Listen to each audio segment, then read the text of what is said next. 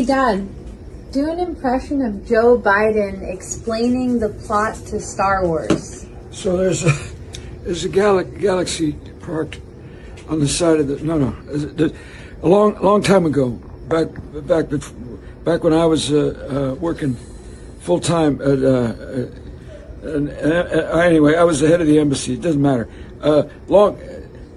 Far away, there was galaxy and there were robots, and the robots they were not the droids you were looking for.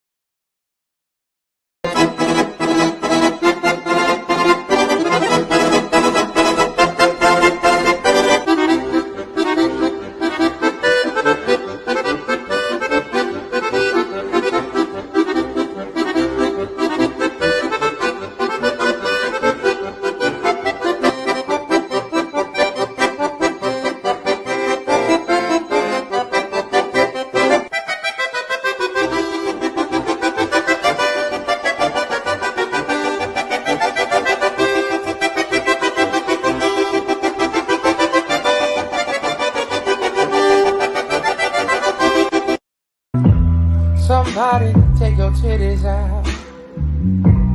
Somebody take your titties out, yeah. Somebody take your titties out, yeah. No. Somebody take your titties out. No. Oh, yeah. Somebody take your titties out. I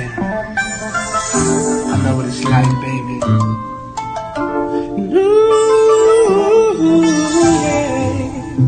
gotta know what it's like, baby. See some titties in the club, you know what I'm saying? And I got one thing to say to you, baby. Let's get them fucking titties up and have the fucking club, girl. Come on. Fucking titties, I know, yeah, I know. Yeah, yeah, yeah, yeah, yeah. Let me suck them titties, baby. Oh, yeah. Let me suck them titties, baby. Let me suck them titties, baby. I know. Suck them titties on the west side. Suck them titties on the breast side. Best titties I ever had. Oh, let me suck them titties right now. From the night turning down, girl. Suck one, maybe two. And then boy gone. Yeah. Let me suck them titties, baby. Oh, yeah. Let me suck them titties, baby. Let me suck. 20% tariffs against the entire world? Yes, all of you are ripping Kanoa off, and it's time we had our due. Didn't you create the agreement? You could lose your status as the reserve currency because of this. For the sake of national security, that is a small price to pay. National security? With your pathetic post-war economies, it's no wonder all of our businesses outsource to you people. Ayo. You people? Do you have any idea what this could do to your economy? What if this causes a recession? What if anything? What if Mother drops a meteor on your head right now? I am the one holding the cards here. We have the copy ninja, the child of prophecy, 30% national GDP, and the noble green beast of Kanoa. Wait, what? Say that again. The noble green beast of Kanoa, I think he meant the one before that. 40% national GDP. Yes, obviously. How do you think we recovered after Pain demolished the entire fucking village? Yamato carried the GDP for that entire year. At this point, the whole village is inside of Yamato's wood. Pause. That and the enormous loan we borrowed from the fire capital daimyo and banks. We had to put up ownership of half of our village's children as collateral. Ownership? Wait, you guys still allow slavery? Oh, please. Ninjas are basically child soldiers. We have 12-year-olds that are expected to go to war and kill people. Children with bloodlines are hunted like animals, something you are quite aware of. Bruh. But it would never come to that. Worst case, 50% national GDP becomes the money printer ninja instead. What? But that's not... that's impossible! And yet we can. There has been no new money in circulation since Hashirama has died. However, now with the Yamato, we basically have an infinite money glitch on our hands, you motherfuckers. I don't think that's how it works. Why not? If we need more money, we'll print it. We will print and print and print money. There is no possible downside to this plan. I don't So think... don't even try to mess with us. We hold all the cards and you're gambling with the fourth great ninja war right now. And you should be thankful to me. These Nazi blood-sucking anti-American parasites that want to make you and your family slaves know that we are standing up against them and we are red-blooded and we are not slaves and we are not bowing down to them. I'm not bowing down. I'm at the tip of the spear. I get death threats every day. And you know what? I am honored to be who I am. I'm honored to just be an average person that stood up 15 years ago and said, I'm going to defend the Republic. I'm going to defend the family. I'm going to defend the Second Amendment. I'm going to fight against abortion. I'm going to see what happens when I really take action. And we have laid waste to the enemy. If you simply unloose yourselves and become the leaders you are, we will sweep this scum into the gutter. We will defeat the New World Order. We will crush the tyranny. Second hour, straight ahead. Stay with us. And when I was like 12, 13, I was banging some of that black pussy. Because it's all pink in the middle. There you go. 12 or 13. What about Indian? Damn right. Yeah, good stuff. I never banged an Indian. But just bend over right here. I'll fuck you right Hey, you keep telling me how cute I am, this shit might go down. I ain't his dudes, I'll be honest with you. But you do have pretty eyes. Listen, asshole. Listen, you son of a bitch. What the fuck's your problem? You get in my face with that, I'll beat your goddamn ass, you son of a bitch. You piece of shit. You fucking goddamn fucker. Listen, fuckhead, you have fucking crossed the line. Get that through your goddamn fucking head. Stop pushing your shit. Stop gambling, all right? You're one spin away from generational wealth. Your daughter's college tuition is one spin away. Put your life savings on black. Remember that. Just go to Vegas, and if you lose, just keep getting loans. Remember this. Just keep spinning, keep gambling, keep gambling. You can't lose. You literally can't lose. You can only quit. Nobody knows about that fucking degenerate life when you're fucking down 40,000 and you battle the fuck back. You say, you know what? I'm a fucking strong, independent man. And you're not gonna tell me I should go to bed. I'm gonna battle the fuck back. And I'm gonna fucking get my money back. And guess what? I got my motherfucking money back. That's right! Asset. Well, Bitcoin is the best crypto asset. Okay. What's the second best? There is no second best. There's no second best crypto asset. There's a crypto asset. It's called Bitcoin, right? Right? There's no second best. Okay. But take all your money, buy Bitcoin, then take all your time, figure out how to borrow more money to buy more Bitcoin, then take all your time and figure out what you can sell to buy Bitcoin. And if you absolutely love the thing that you don't want to sell it, go mortgage your house and buy Bitcoin with it. And if you've got a business that you love because your family works for the business that's in your family for 37 years and you can't bear to sell it, mortgage it, finance it, and convert the proceeds into the hardest money on earth.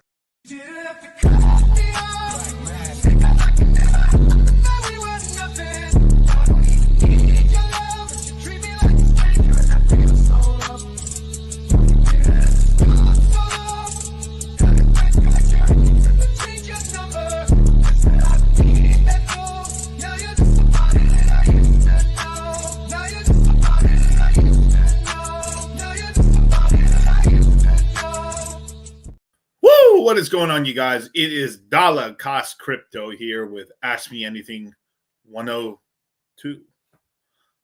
Up and up.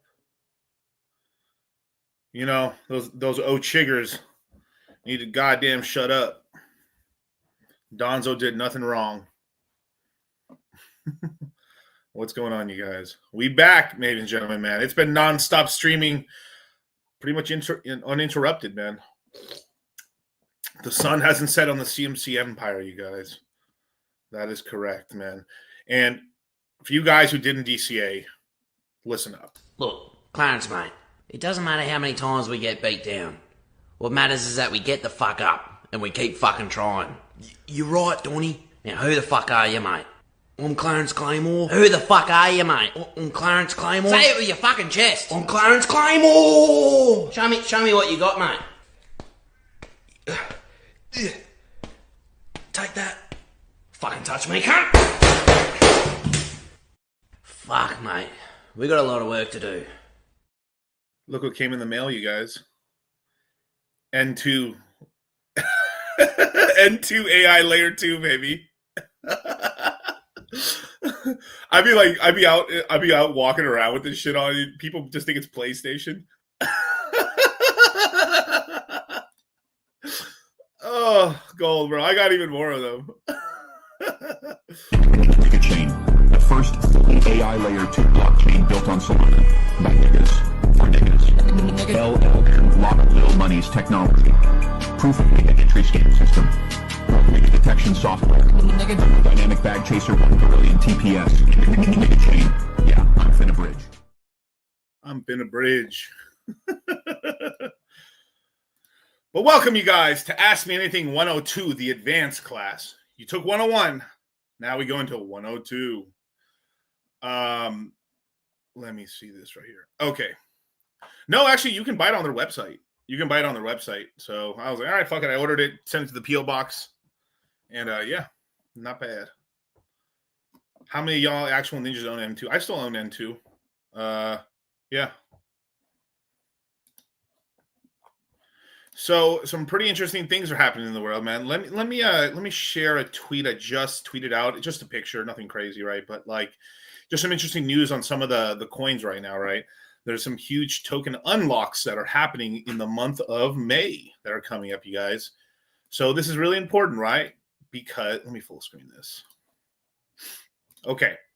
So top 10 upcoming coin unlocks in May 2025. We got White Coin, White Power Coin, Pyth. It's interesting that on Moon Gang, me and Charlie got our first super chat asking about Pyth. right? Athena, Arbitrum, Jito Labs, Sui, Aptos, Polyhedra, Saros, and Starknet. Okay.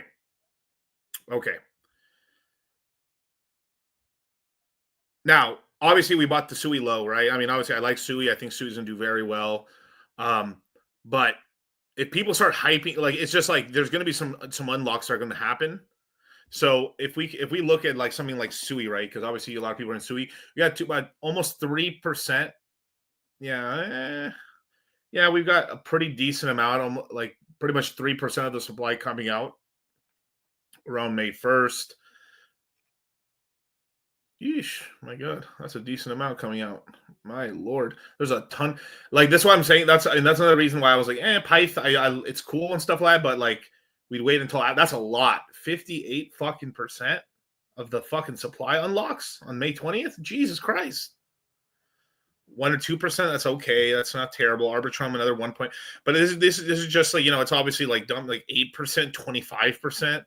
Jesus Christ, 50 fucking 8%. And then White Power Coin has got about like 27% coming out on May 13th. Insane. So you guys got to remember this. Like a lot of times when some of these coins are getting hyped up like crazy, it's because they're looking for extra.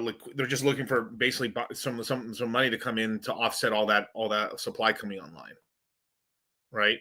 So the Sui pullback might not be that crazy because it's like 2.7%, 3. This is rounded up to 3%, right? That's getting unlocked.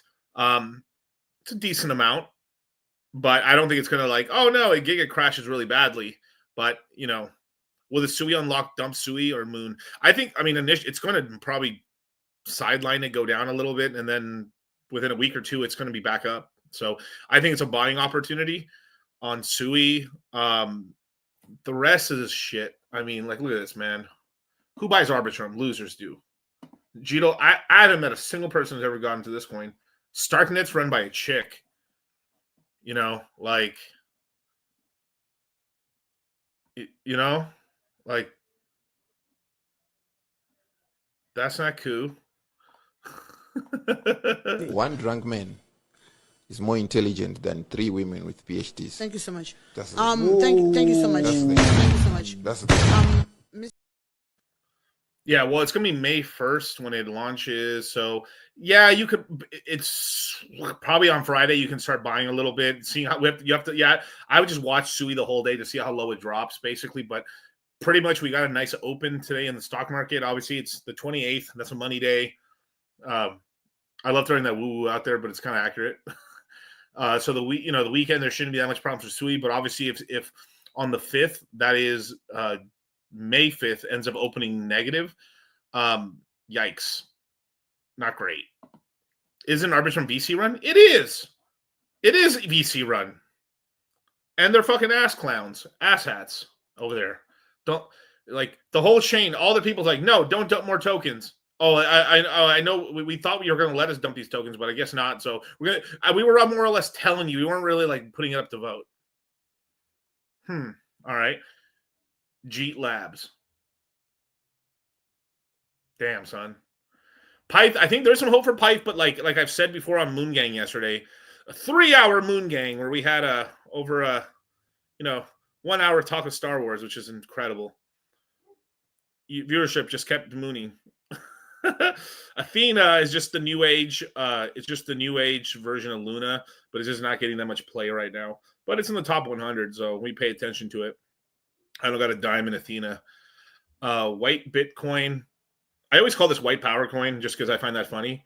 But like, I never knew Bitcoin was ever had 27% of the supply coming out in one shot. It's kind of interesting.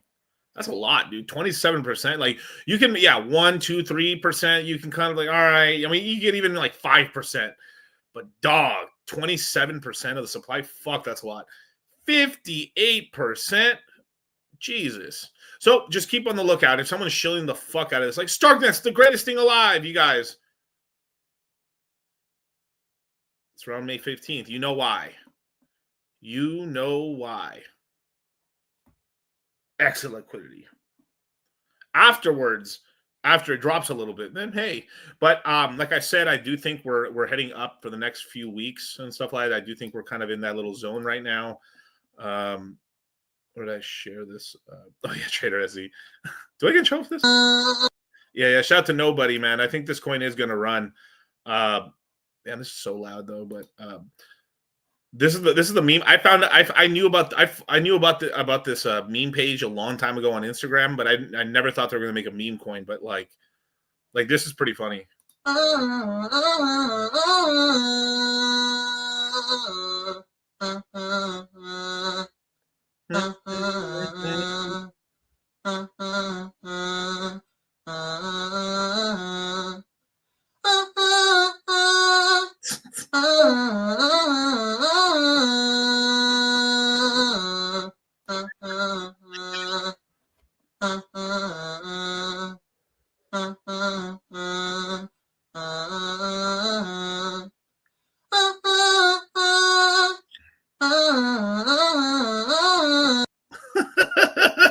Funny ass page, bro.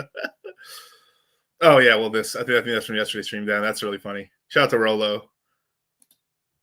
Don't worry about him. There's no problem. Dog, this is such light years away, dude. It's insanity. Oh shit, dude. That's so funny. Oh fuck, dude. Yeah, the meme's called Nobody. Nobody. It just launched like a day ago or 2 days ago. I threw some shekels in there, kind of in here. I think I have this on the 4 hour. Yeah, the 4 hour, literally in the days, it's like 1, 2, 3, 4, 5. It's like barely 5 days old. So it bought in here. It pumped as much.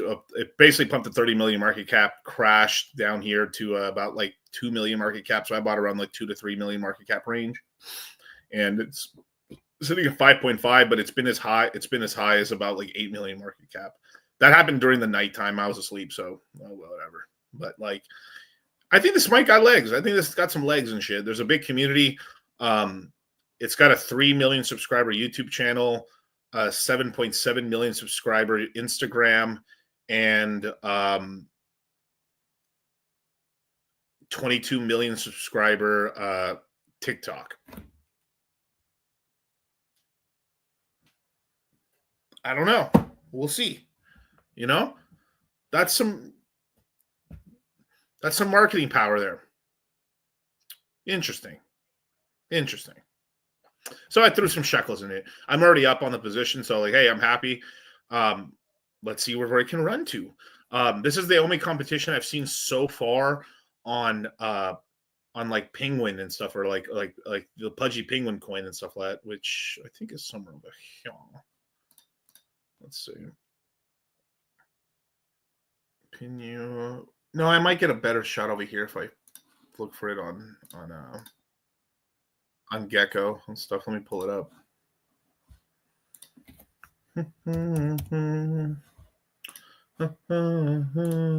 Oh, here it is. Dun dun dun. Yeah, I got that shit stuck in my head too, bros. But Pudgy Penguins is $741 million market cap. And this is actually later on when Ethereum pumps. It's going to be a meta where we're going to get some of the top IP of NFT projects are going to convert themselves into meme coins. And Canada's cooked. I mean, dog. I mean, yeah, it's pretty bad. I mean, come on, you guys know that already. Come on.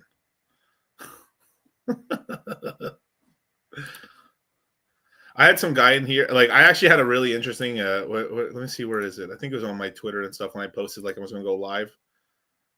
Was it this one? No, where did I post it? Right here. I had some guy kind of this shit made me laugh, man. I don't know. They must be wrecked on something. Like, did they go all in an alluvium? Like, what did they? I mean, what did they do? Like, it was like this guy right here. If everyone just bought Bitcoin like you were doing in private, there would be no need for you. And then I was like, so what's the point of the Bitcoin influencers? Silencio, silence. So even when he was shitting on me, he was saying that I was fucking like, I know you're winning in private. Dog. Fucking funny. But pretty interesting. There's actually some stuff going on with that whole Pudgy Penguins thing. Let me see if I can share it to you. Here we go. So this is the guy who took over and bought the IP for this is the guy who bought and took over the IP for Pudgy Penguins. And then there's people out here openly chastising the guy and then saying I like my CEO.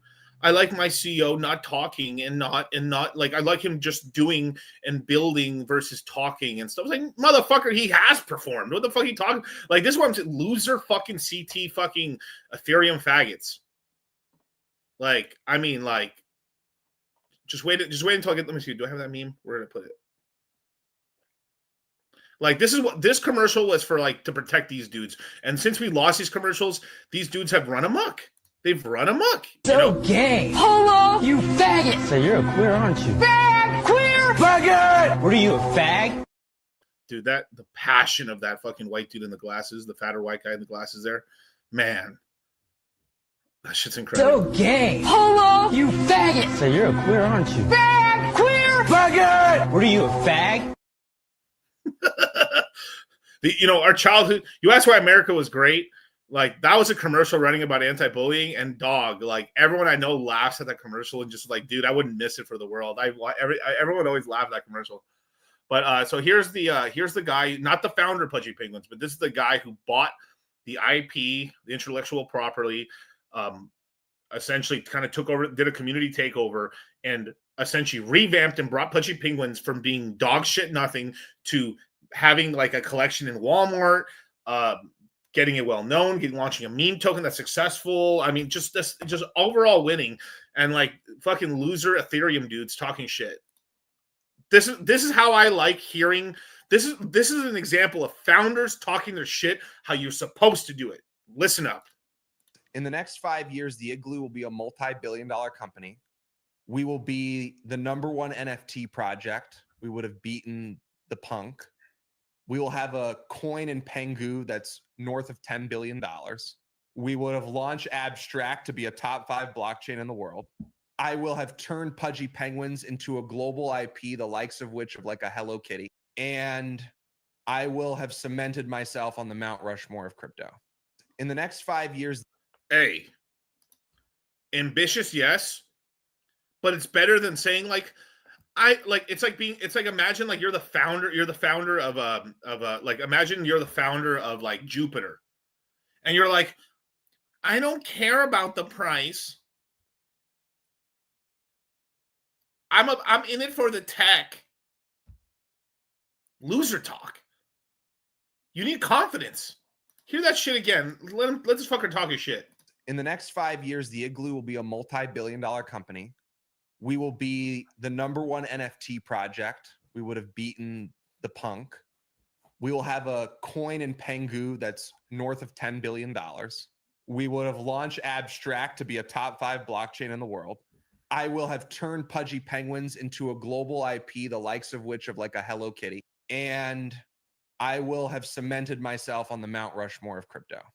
Now, obviously, this can all happen in a bull run. In a bear market, it doesn't matter how good this is going to take a shit down real bad, of course. But this is the confidence you need. Now, obviously, it's kind of ridiculous here, but this is the kind of confidence you need, man. This is great, right? What's this one? Oh my god, dude, I'm gonna mop.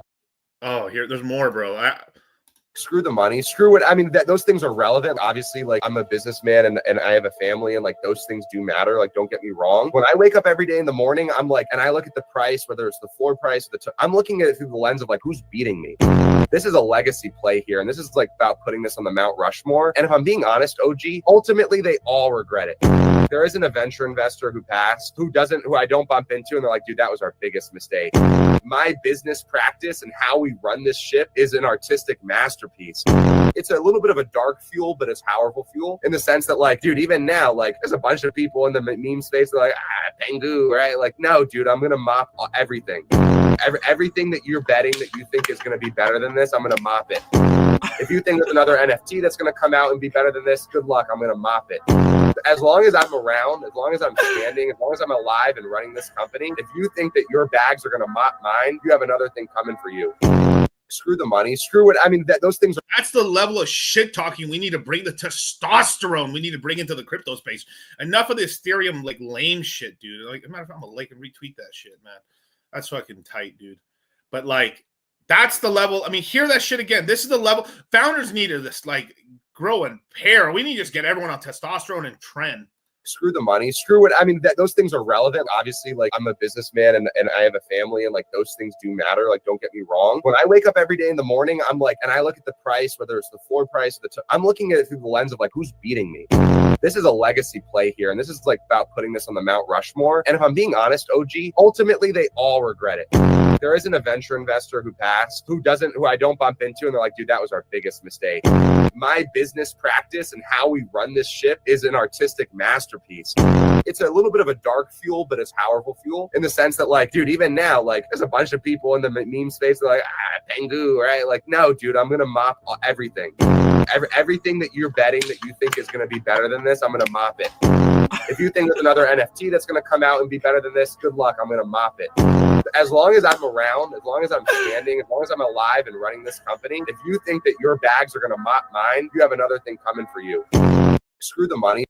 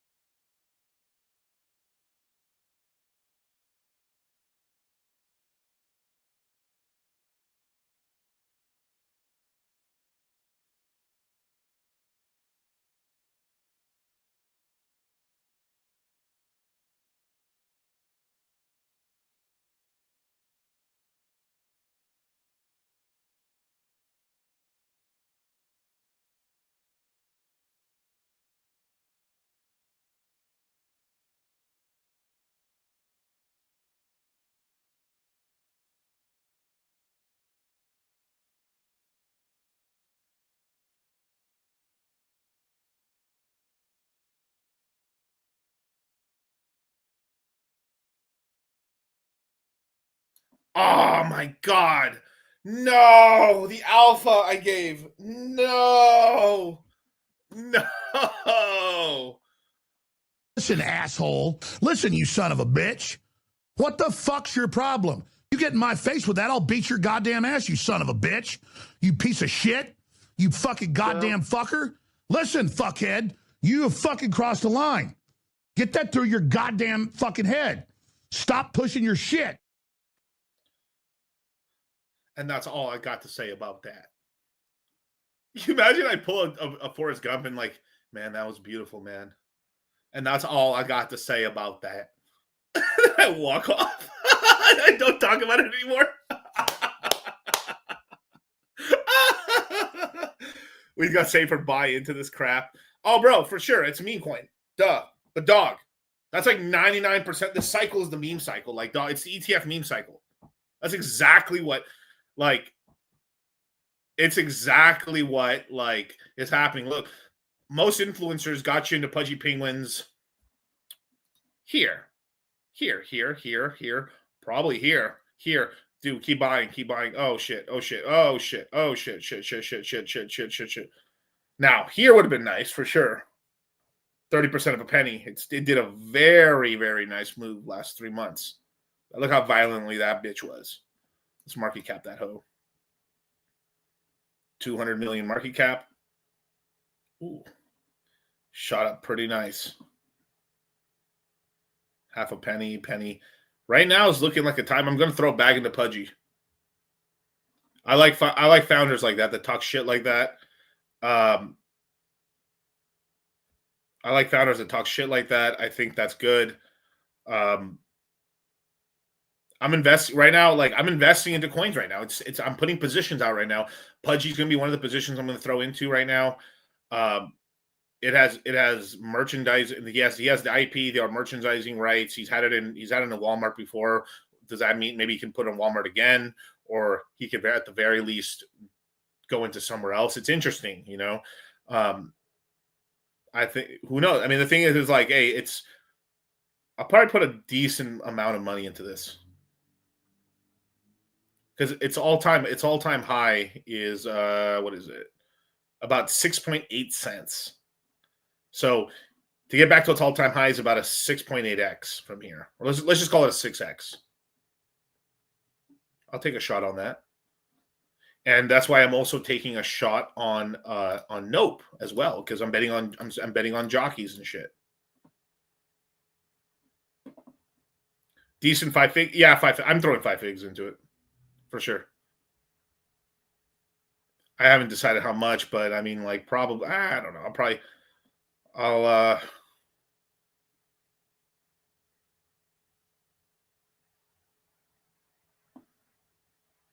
don't know. I might throw like 20,000, maybe 30,000 into Pudgy. Where is it?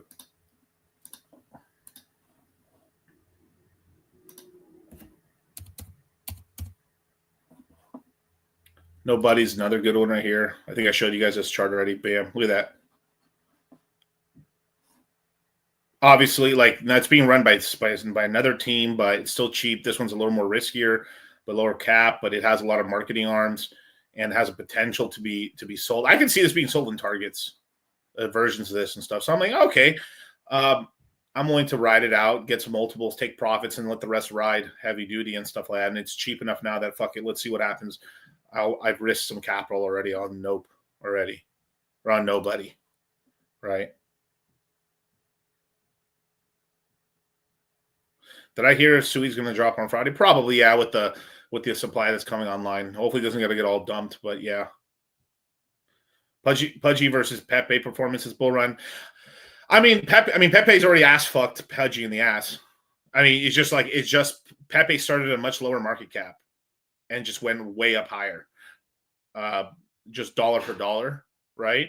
But Pudgy might do very well. We have to see how far the cycle goes and where we can get to. Maybe it might end. Maybe Pudgy ends up even higher than Pepe. That's why I'm like, fuck it. Let me throw some into it. You know. Yeah, N2. Oh yeah, I also have a Hellcat. I also have like an N2 Hellcat shirt, which is fucking hilarious. I got some other ones. I had to be really careful what I ordered because like there was ones I was like, dog, nah, bro, I ain't gonna be able to pull this one off. But it's more. I mean, it's an investment play to make some good X's now, but also a diversification play a little bit just to making sure I got the winners. I think that this one might actually have some good legs. Nobody. I think Pudgy's going to have some legs.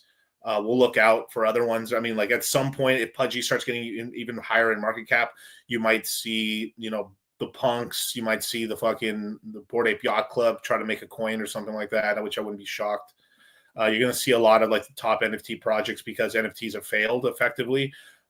You're going to see a whole wave of NFT meme coins, which might actually sort of save that back, So that's what you're doing. I know you're a more part guy. I mean, hell yeah. I'm going to do it one day for the gram just for a joke, but I'll wear the N2 Hellcat shirt with my, I got these Hellcat Kyle got me these Hellcat these oversized workout pants that have Hellcat on it. It looks ridiculous. It's kind of, I feel like, I started thinking about like, can you imagine driving like unless you're driving F1 or driving some professional race or you're sponsored by the team? Can you imagine like driving out here in like all Porsche gear? Like I'm in a Porsche jacket and Porsche pants with a Porsche shirt with Porsche glasses in a Porsche, or like I'm in a Porsche jacket, I'm in a Ferrari jacket and Ferrari shoes with Ferrari socks and Ferrari pants and a Ferrari belt in a Ferrari. Oh, fuck, dude. Can you imagine driving? Like, goddamn, dude. I couldn't do it. That's just so, oh, my God. Crazy. Hit the like button, subscribe, hit the notification bell, man. Everyone else is squirreling away. No, it's all over. I'm fucking doubling down. I'm putting more money in. But that's Solana. I think that's some of the top coins right now. Over here, obviously, actually, LOL's kind of coming back. This might get LOL might get another run right here. This is the new one. I'm sorry. There's they launched a new one. This is bullshit, by the way. Brett's doing okay. There's a lot of stuff going down on the NFT zone over here on Bert. Let's see, like Bert the Pomeranian is a coin I put some money into. I bought a little at the bottom, not a lot, but like it's, we took some profits, came down, it's crashed down here, but like, look at this. has done a really good move from here to here. The same thing I showed you. If you guys look at my last 3 streams, I've kind of shown the same thing, like kind of like early April. That was the bottom essentially for most things. There's some coins are more over here towards like on the 26, the 26 kind of is when the macro bottom is in, but like the meme coins and a lot of other coins, smaller cap coins bottomed out over here and yeah, basically over here the 28th. I've seen coins as far as like the 1st of April start bottoming from there, but it's essentially 3x off the bottom. We'll see. I mean, it's going to have to hit a resistance zone here of like 22%, but it's not dead yet. 16 million market cap. We look at Ponke. We look at Ponke Monkey. For all the shit that happened, right? It's still worth 67 million market cap, right? I won't count I mean, that's a fucking ridiculous. It went to $1, but I don't think so. Not really. 70 cents. Came down to 12. How low did Ponke go?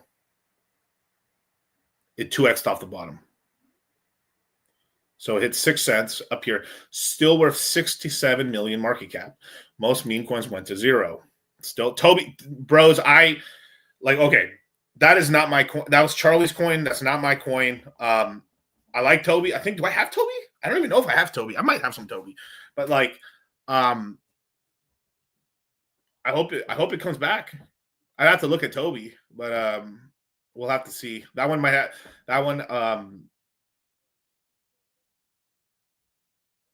could Doge hit 50 cents before the end of May? If it got the ETF, yeah. If it got the ETF, yeah. I would.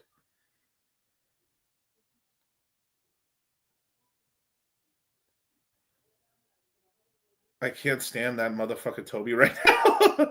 Toby, all right, I'll look at the chart. All right, y'all convinced. Miguel looking at charts?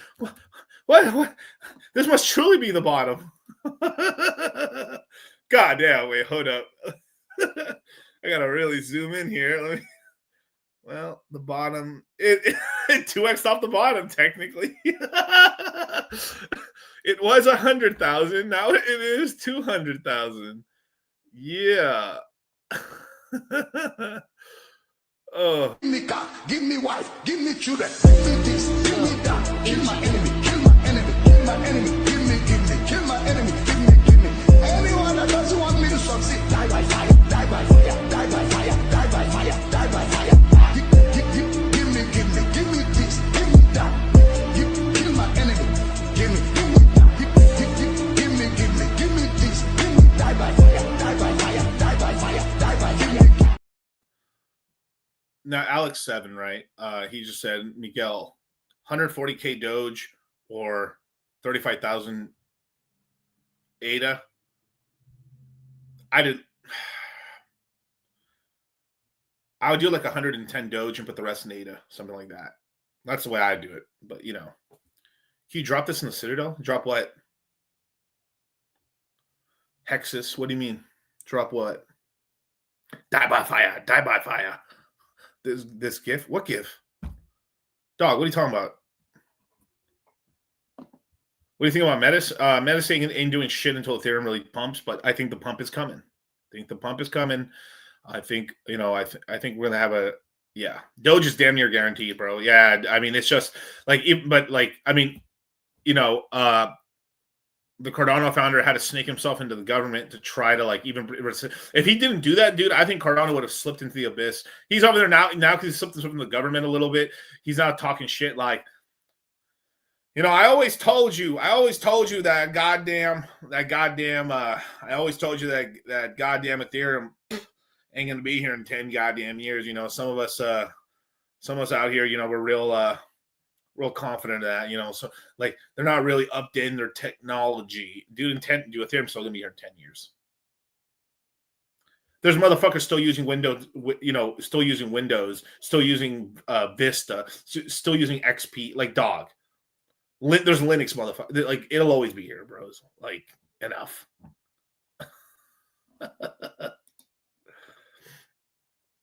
Do we see a SUI dip soon? Yeah, probably tomorrow.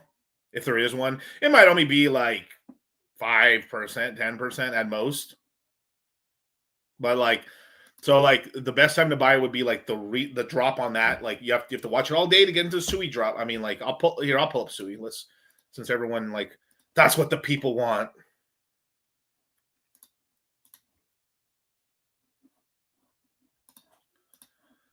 Sue Hui.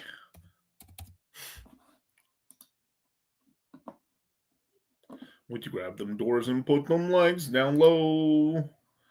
Bum, bum, bum, bum. Obviously, it did about a $1.25 move.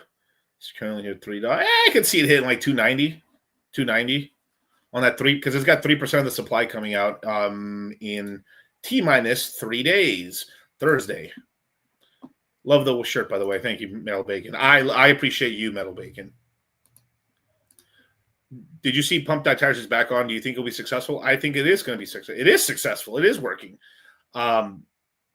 It just what's happening now is like something's got to pump. I mean, Ink's probably. I mean, the easiest way to pump the ecosystem would be like to pump Ink, but like there's so many fucking faggots that'll just dump it, which is like that's the biggest problem with Pulse Chain right now. Is like there's just one whale.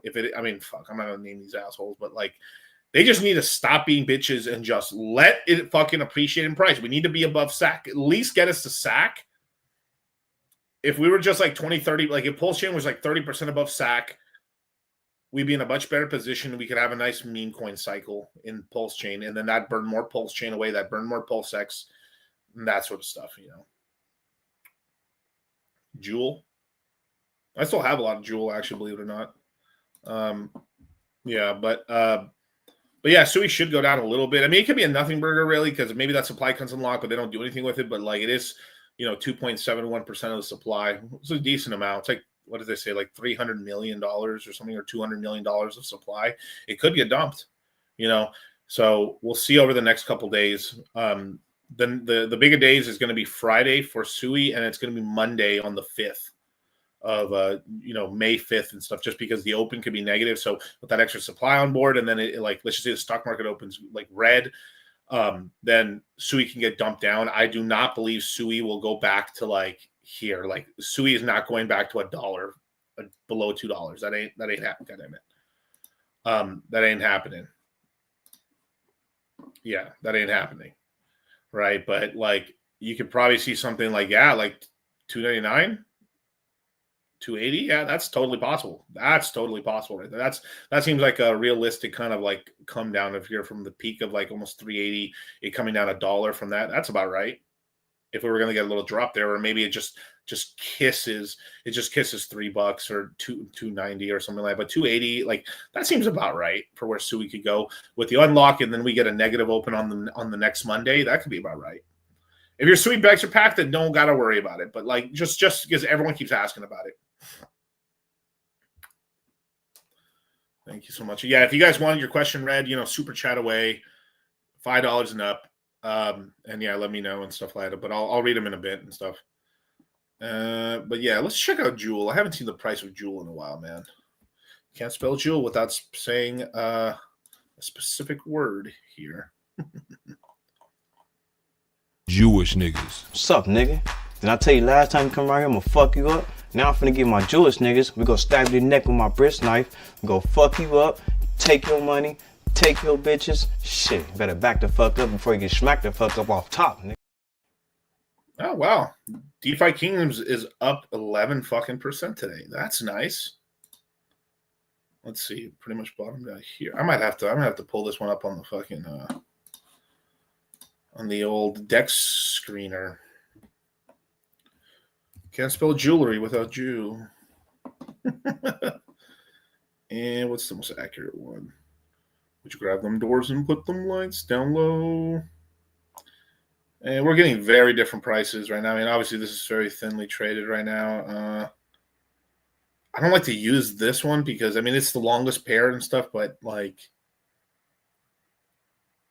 the Jewel USDC, there's going to be 110,000 liquidity. It's the same price, roughly.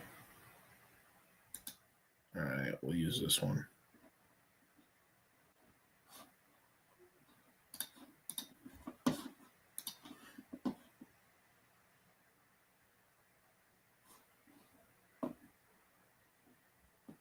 I was thinking about adding Ondo. I think Ondo's a good position.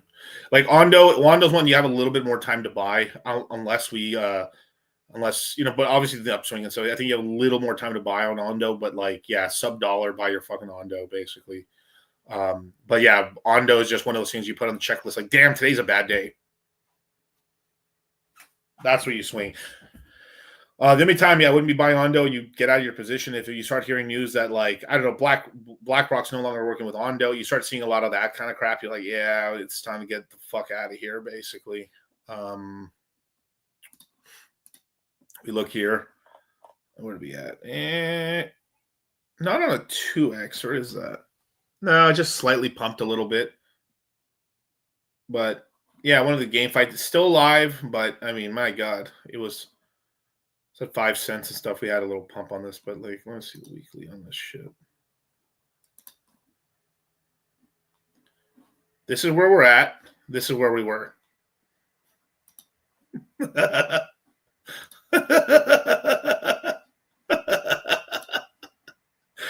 I hate when people say soul season this. We have a meme super cycle. I was talking to this one guy and he said, "Oh, Trump coin was gonna save the market." Brother, have you seen what's been going on? We have every celebrity launching meme coins. Sol is damn near close to $200 fucking dollars. For fuck's sakes! My mom texted me about fucking Trump coin. I can't believe all these people saying, "Oh, Sol's gonna bounce back here. This and that." Like, shut the fuck up. If I hear this one more fucking time, I'm gonna take a dildo and shove it up your ass, you fucking dickhead. We are going to zero, goddammit.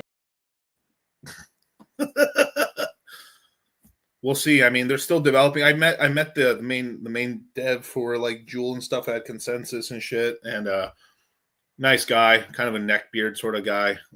You know, was one of these guys that just drink. You know, he's like, oh yeah, you're just a Midwestern guy, drinks a lot of beer, codes, likes to play video games.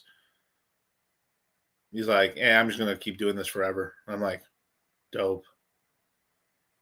So we'll see. You know, hey, I'm not adding to the position. I have position already. I'm done. I've been done for a long time on this. So we'll see.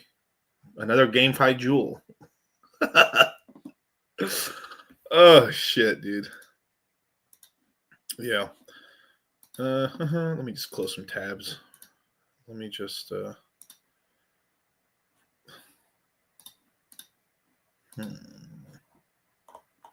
All right, that's pretty much most of the things on Solana as an example of just things I'm looking at right now.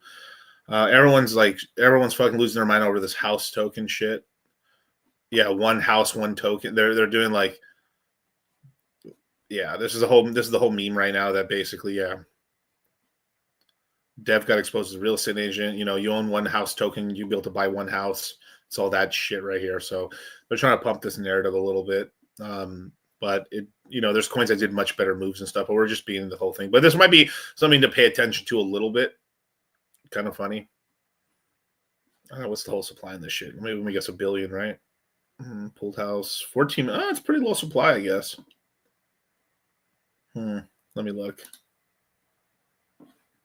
Let me look at the whole look. Look how crazy it is to have a working fucking isn't it incredible to have a working fucking like you know, scan? It'd be so nice if Pulse Chain had one. Let's see. Current supply, yeah, 1 billion basically. Yeah. So it's pumped out fun shit, basically. 17,000 holders.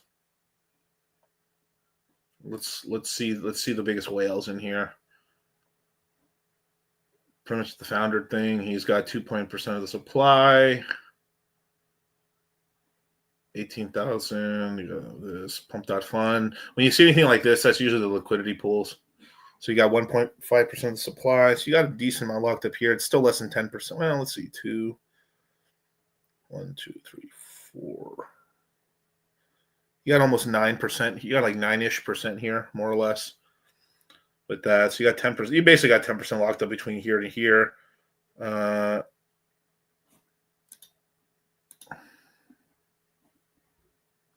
million. Another liquidity pool. The shitty thing, and obviously these do still update, but like goddamn on Pulse Chain dogs, bro, like you be looking at the soul. I mean the pulse scan and dog. It's like super off. It's like not even accurate at all anymore. Like let's just say you bought a position and then you look at the thing and it's like, oh my wallet's not even in here. Dog, dang. Yeah. At this point, they're just doing. I feel like it's just being done so it makes it harder to wallet track, or like they're trying to make it for privacy features or shit. I don't know. But Yeah. The pudgy penguin guy reminds me of Richard. Yes, Cycle 1 Richard, yes. A wild SJ appears. But yeah, there you go. That's house token there. I'm trying to see if there's anything else that I possibly missed of coins. On Solana, Beretta, Boom, Pink. Fart token. Yeah, I guess fart token's pretty important, I guess. Ain't that funny? But yeah, March 25th. This one really exploded. Yeah, from March 25th to now, that's 3 days. I'm not sharing the screen on that. Sorry. Fart token did a 5x from the bottom here.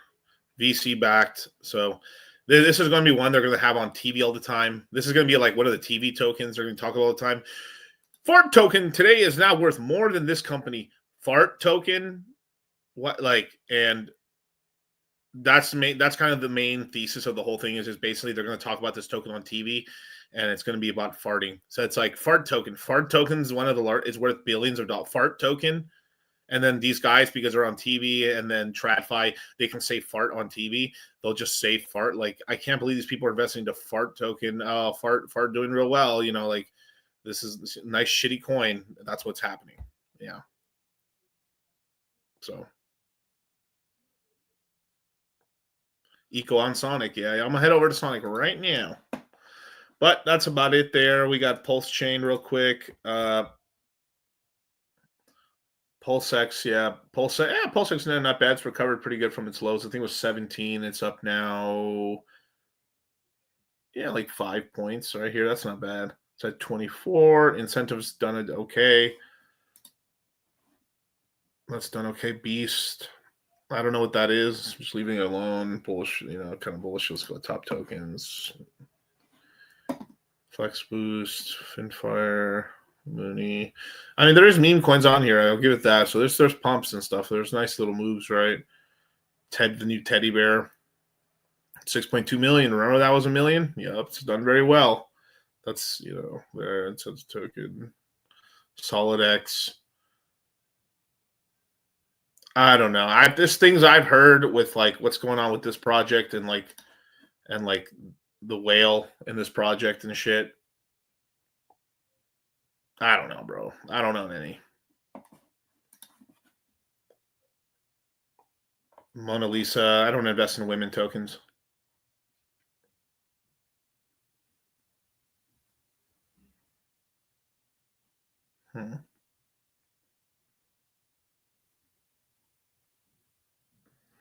Most has come down quite a bit. This is like the top meme coin, basically. Oh, I'm on the weekly. Let me go down to dailies.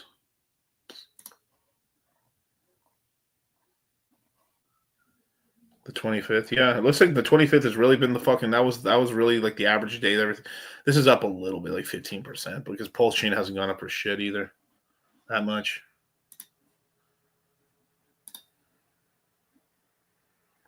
$30, yeah, it's gone up nothing. If we were up 10%, everything else would be up higher, basically. Like that's up 1% a little bit. Yeah. Hex is at. Is this Hex on Ethereum? No, this is Pulse Chain Hex. No, this is Hex on Ethereum, right? Am I tripping? Yeah. 3.5 billion. Yeah. eHex, yeah. Man, Pulse Chain's got, Hex has gotten cheap, man. It's like literally, damn, dude. Literally buy $1 million. You literally buy $1 million. You can buy a fucking for $6,000. You buy $1 million. For $2,000. You buy like the wow, man. Big difference. Interesting.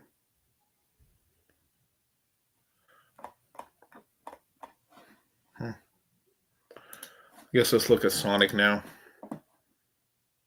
What's up with PGC? I like PGC. I think it's good. It's just you always want to buy it on the red days.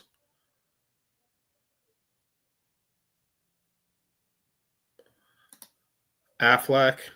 AFK. Beast is an AI money mover generator thing. I'm not sure, but Coffee had a video on the Foundry. Oh, that's cool. Shout out to Coffee. Yeah.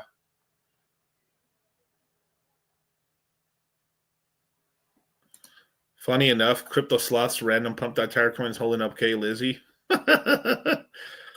Are you DCAing into Ethereum at this price? I did a DCA. I did a DCA at $1,480. It's if sub 2,000, sure, why not? Yeah, why not? If you want some Ethereum, I think you're fine. Totally okay. Have you looked at Sparta on Pulse Chain? Not really, no. I've just been buying mains and just staying out of the riffraff bullshit for the most part. A little PGC, some Teddy Bear,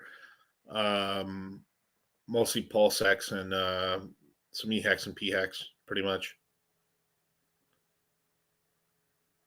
Yeah, a whole lot of whales riding to the PG. I'm not surprised. I'm not surprised.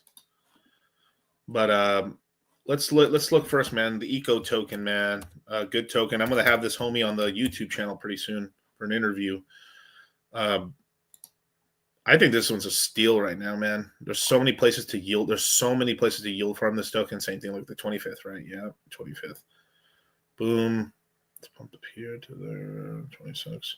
It's pumped up. Yeah, it's pumped a little bit. I mean, it's like up nothing damn near. I mean, it's up like maybe 11, 12%, basically.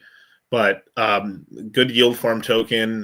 You can generate decent income from it and stuff. It's pretty stable. I think eventually, once we get a nice run on Sonic, this one can run pretty decently because it hasn't really ever had a really big run.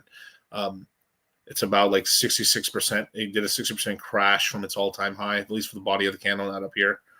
And yeah, only 1 million token supply, a lot of incentives. I think this one's going to be one that's going to grow. So I like Eco. I like Eco. Like, I got nothing bad to say about Eco.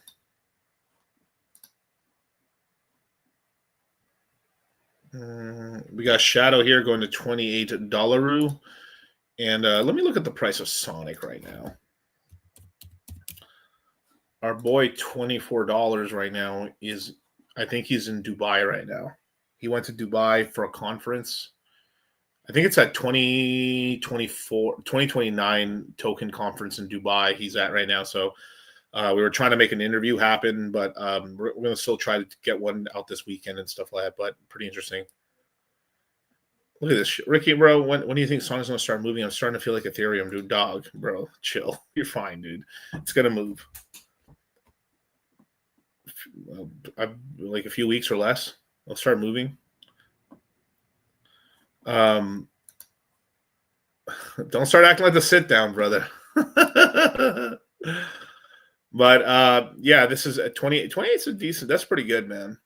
It's right here. It really hit the top of this candle right here. Yeah, bro, right there.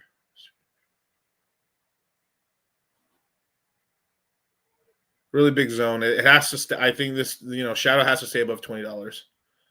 So this is, if you're making DCAs in the Shadow, this is where you build up your liquid Shadow supply, or you build up your LP right now on Shadow, because I think 24 is going to get some interest. Might get some interesting new investors. How they legends, they doing podcasts. They said, we make more money than you, nigga. We sit here and make more money than you. I know you don't want to play the Cash App, open your bank account game on the phone when we see each other. I know you don't want to open the phones up and see how much niggas got in the account. You made $2 million. I know you don't want no ATM battle, nigga. Yeah, nigga don't want to, nigga, we make more money than you, nigga. You talking about, they podcast. Nigga, because we getting chicken. We make more money than you. You better come when you want a job. We might got a job for you, nigga. Yo, Nick, did we throw you 25,000 bonus for nothing the other day? Throw it on Nick. Just for nothing. Throw it on Nick in the control room. In the control room. Goddamn camera. But yeah, I like Shadow. The yield farms are incredible. Obviously, if we look at the price of Sonic right now, it's at 51 cents. So it's just basically you have some people that are just selling it into USDC right now, or maybe into Sonic. That's what's happening. It's obviously what's happening right now. I think there's going to start being a run up as soon as Sonic goes up. These start shooting off. Then people roll on their bags or in their USDC. They just buy up the supply, and since there's just a limited liquid supply, it shoots up pretty fast. So if you're going to start on Shadow, this is where you start your DCAs or Rita. Right now, 28's a nice. That's the money number, bro. That's the money of the most powerfulest money number in numerology is 28. I don't know about you. That sounds pretty good to me. This is where I'd start buying. Hint, hint. Well, I probably would have started at 30, but like still, like, yeah. Let's go here. Obviously, this is they've actually added a couple more incentive pools to tie the price together, so they're trying to let this one not go crash too low. So it's at $22 right now on Liquid Shadow staking token. So pretty interesting. Metro's really good as well. Same thing. This one hasn't moved that much really, so like it's basically been at the same point, like almost all the ecosystem tokens. So that's pretty good. So it's just been staying flat. I mean, this is where you buy your bag right now. It's like 2.6 million. It's been up here to like $3. So this one's taken about a pretty decent L right here. So this is like what, like 80% down, 85% down from the top there. This is where you accumulate bag. This is where you get cheap Metropolis bags and stuff, and then you really build up from there. Just to get like, let me go to Sonic Scan. Let's see if Sonic Scan works.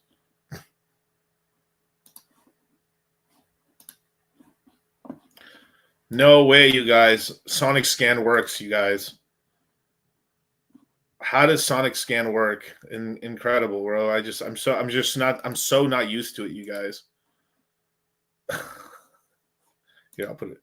Whoa, they have a dim and a dark. What? This is so cool. 100 million token supply, 2,300 holders. Let's look at the holders, right? What's a bit? If to get in the top 100, that's always a good, like, what are we talking about here? What's to be a liquid supply? That means not staked. You don't have it staked, right? 5,000 tokens puts you in the top 100. Now, obviously, I think a lot of these guys who have some liquid tokens probably also have, LPs and all that other shit, but like, $3,000 is like you're in the top 100. It's probably once people, if people were all had it all liquid, you'd probably be in the top 200. But just something interesting to look at. Just like, okay, what's a bag? Interesting. Just little thing. But you see how this works? This is my few gripes with Pulse Chain. It's like, dog, that our fucking Pulse Scan just sucks fucking cock, dude. Horrible, trash, shame on developers. And I don't want to hear the whole bullshit of no work of the no work for the of no expectation of work from others. Like, all right, then me giving a single fuck about it. Well, no, you should do it. Like, and by nigga chain AI layer 2. Give a fuck about what your bitch thinks. Give a fuck about what a broke nigga thinks. Give a fuck about what your mama thinks. This is nigga chain.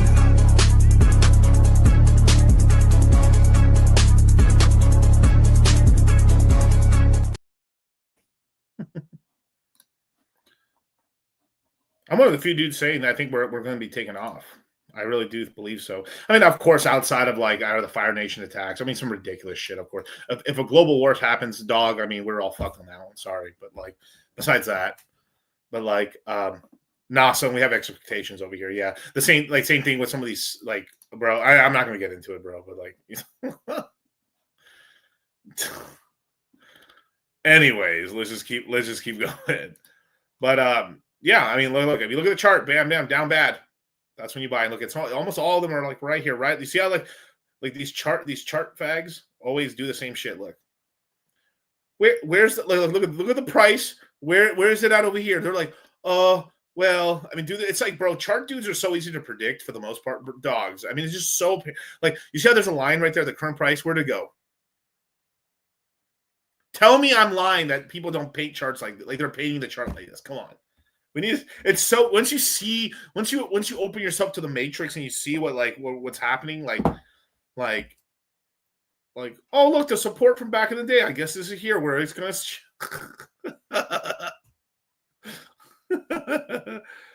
oh fuck, dude. Kills me, dude. Kills me. Yeah. I don't only just shit on fucking on chart shit, but the chart shit's pretty I mean, it's pretty horrendous, some of the shit that happens on these charts and shit. And I mean, I make fun of FA guys all the time too and shit, but it's the FA guys are more so I literally saw some guy on my stream a couple days ago where You guys know, like, all right, you guys know dollar cost crypto is a what kind of channel? Macro / fundamental analysis, right? Analysis, right? And now, of course, I use charts and stuff like that, but I'm not a, chart guy is not my main thing, right? It's fundamental analysis. It's analysis all in DCA. It's all about the DCA, the buying in, the taking profits. Look, Clarence, mate, it doesn't matter how many times we get beat down. What matters is that we get the fuck up and we keep fucking trying. You're right, Donny. Now, who the fuck are you, mate?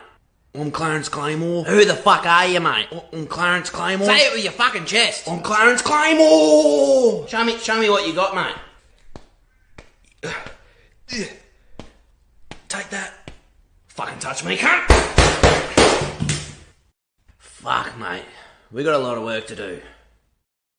I saw some faggot come in the chat the other day. It was like, when are we going to see some real charts and stuff? Like, yeah, I'm going to go somewhere else. I was like, it made me laugh, dude, because it's like, it made me laugh and shit. Like, well, dog, bro, like, I mean, obviously you're new here. Like, and I literally was showing some charts and shit just because it's like, well, I triangulate the circumference and the area and the yaw. Then I measure the area backwards from from when I started to DCA onwards and stuff. That dog, dude, like it's some of these dudes, but I've seen dudes. I know Charlie knows how to chart, and when I see other people chart, like I'm so used to Charlie charting, and then I look at other people charting, and it's so trash and it's so bad that I just like, dog. I'm tainted. I'm tainted by Charlie's charting. I am what do you call it? Like, I am spoiled rotten.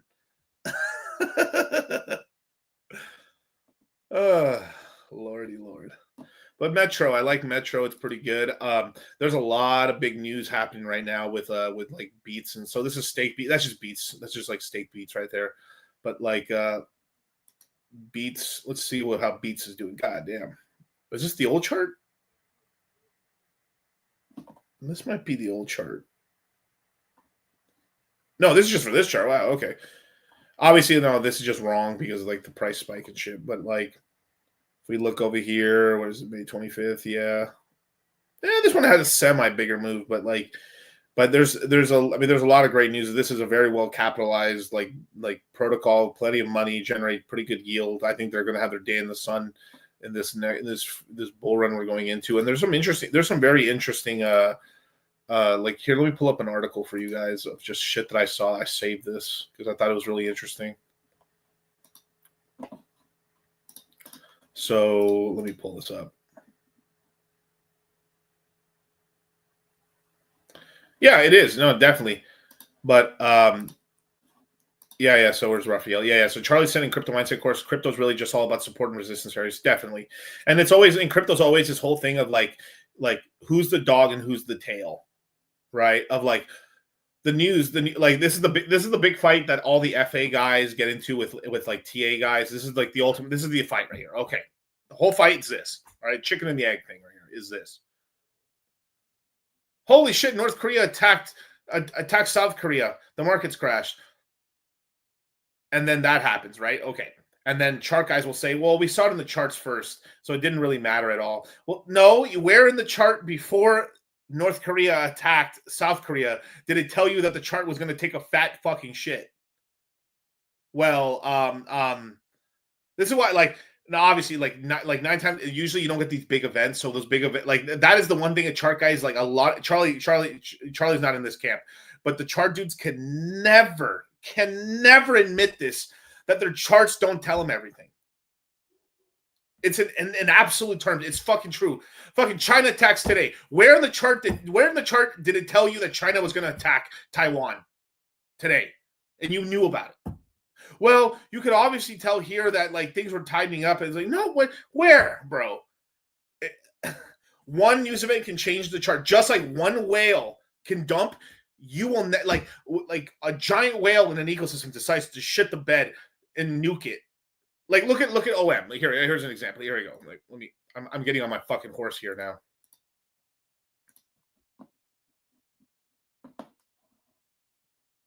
Okay. I'm not discounting charting. Charting is I use it all the time. I look at things because a lot when there isn't big news events, the charts extremely matter. But like during dramatic events, like it's in absolute terms. Like this one right here, people have their life savings in this shit. Not me, not our guys, but like, and people still buying this shit. But Montra here. Okay, tell me guys right now. Tell me this right now, you guys. Okay, let me go 3 months. Where in the chart here did it tell you this was gonna do this? Oh wait, let me full screen it for you guys. Okay. Tell me in this chart right here, you guys, where in the chart did it tell you it was going to do that?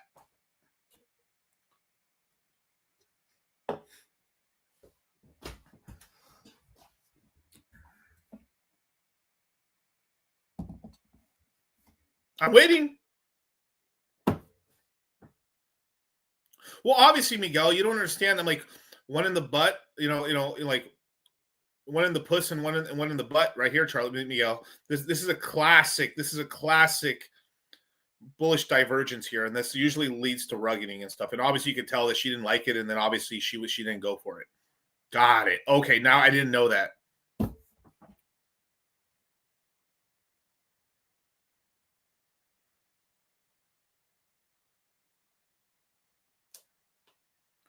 On-chain analytics can help you, but the problem is it's so hard to watch everything. You can bot it up, but like you just sometimes have to catch wind or something, or like sometimes you just have to be present in crypto at that moment in time and like, oh fuck, and you just get, it's running out of the building. It's like you see like, oh fuck, the movie theater's on fire right now. You're like, run. Yeah, classic DP pattern wave. Yeah, classic double penetration wave. But people still believe somewhat in the tokens. But like what we started to see, like this is where like FA does come in. It does come into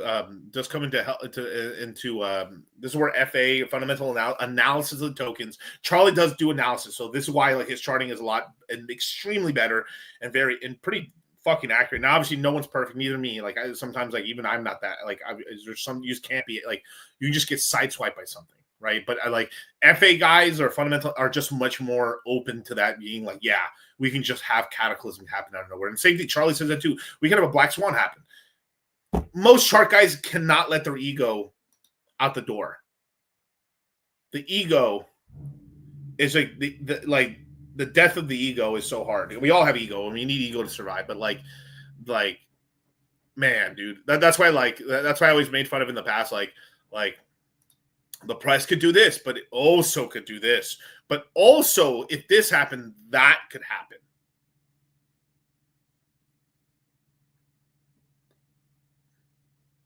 So which one do you like? Well, anyway, I told you guys, if the price goes down, then it keeps going down. But if the price goes up, it keeps going up. But if the price doesn't move, then it's just not going to move. What?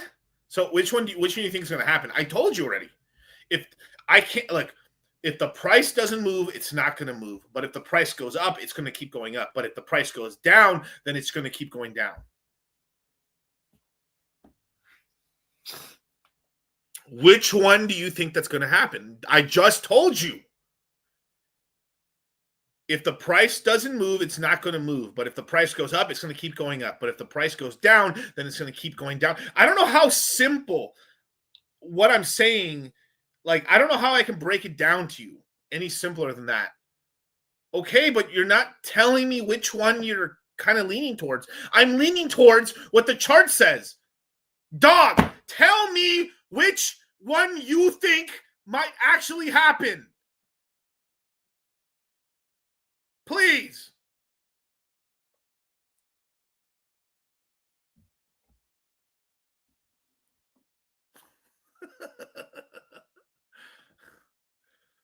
Oh, fuck. And then but here's the part. This is where like some traders get wrecked right here. So obviously, you could have had a short and just got paid like crazy. And you're like, oh my god, fuck yeah, made money. But then they're like, oh, let me keep shorting because they're gonna keep going to zero. And then what'll happen is I will fucking put money on this that some guy fucking put stupid shorts somewhere on some fucking retarded exchange and got fucking rinsed right here, like shorted 1500x. And fucking got nuked. So much money was lost on this pump right here. Oh my god, I can only imagine the money that was lost here. Oh, here too. Oh fuck, dude. mortgages destroyed and gained on that pump. And the community, and then there's a big part of this community, mantra community, think, no, it's still alive.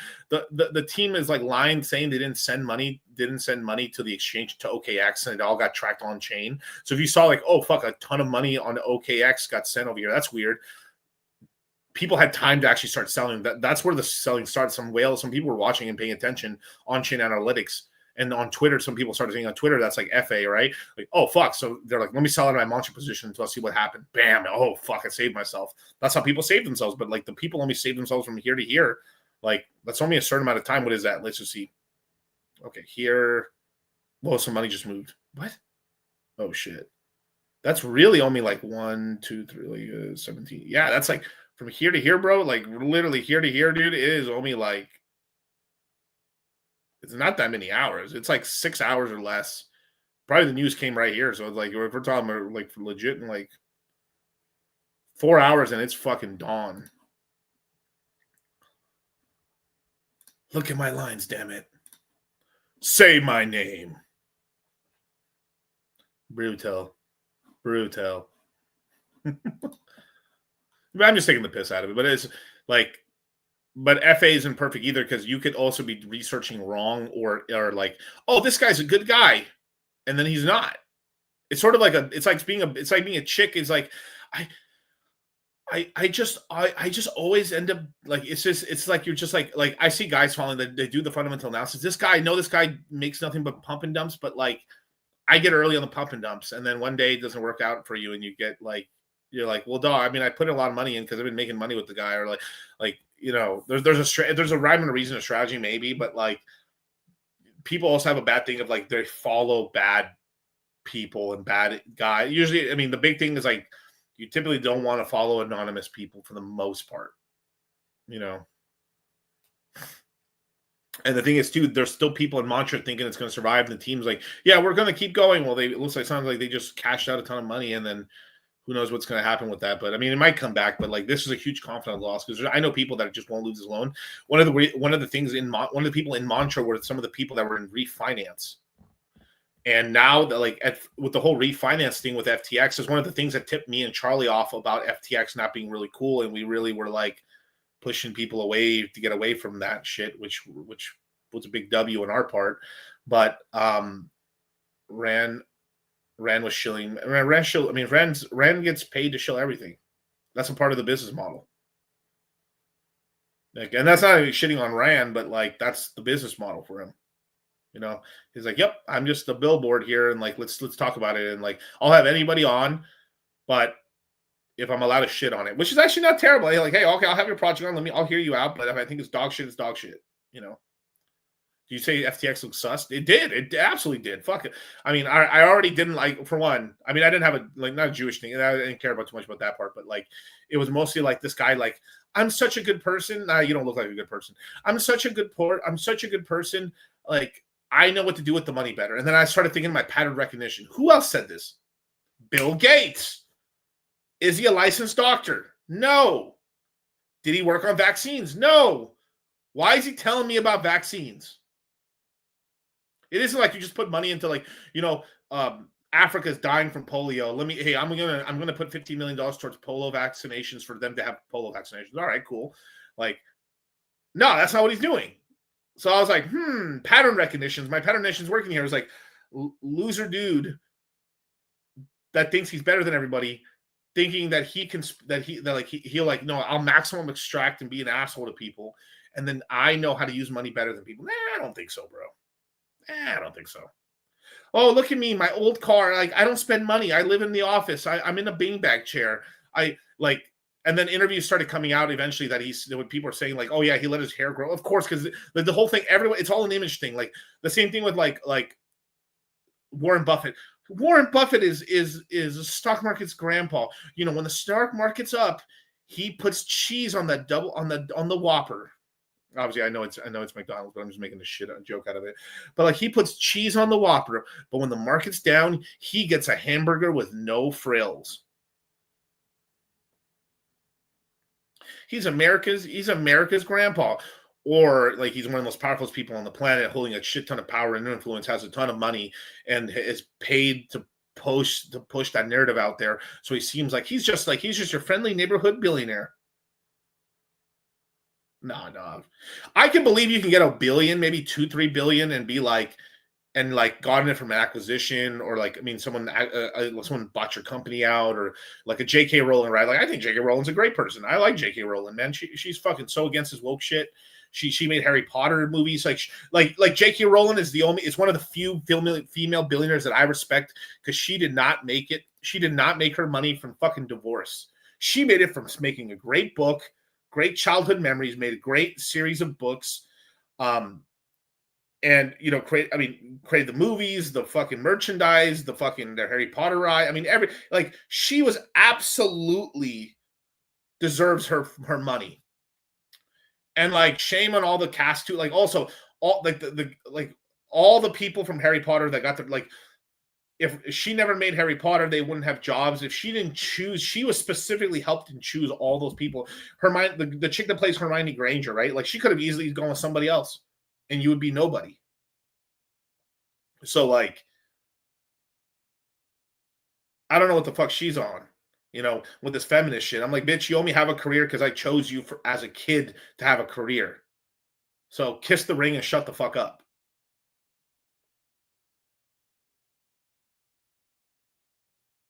That's both for that's both for Harry Potter, Ron Weasley, and fucking Hermione Granger. I'm not going to call them by their first names, because that's like she literally brought them all out of everything. Emma Watson's slightly above mid. That's what guys. Yeah, because I mean, well, the bar's only going down. I mean, Harvey Weinstein was protecting everyone from fucking mid chicks. Now, I'm not condoning what he did, but come on. People are losing their mind because they want, like, she made Dumbledore gay, which I was already like, ugh, all right, fine, whatever. Dumbledore's gay. I guess why there's no more Dumbledores, right? That's how why did the Dumbledore bloodline end? Because no one was fucking women. No one was raw dogging females. Also, the whole Wizarding world has this huge thing about fucking pure blood. They're so pure. We only fuck pure bloods. And then a lot of these pure blood dudes end up becoming gay. So then they don't so the 13 families are actually shrinking. That's why, like, in terms of the 13, there's 13 pure blooded wizard families. The Weasleys are one of them. They're poor, but they're one of the 13 pure wizard families, because they have pure wizard blood, no mud bloods at all. And they're fucking, so they're taking over. The Malfoys barely fucked. He's got like one kid. You know what I mean? So like, they're like, they need to start raw dogging out here. None of them are raw dogging. They live longer lives than regular humans. And then they decide, hey, fuck it, man. We're just turning queer and lesbo.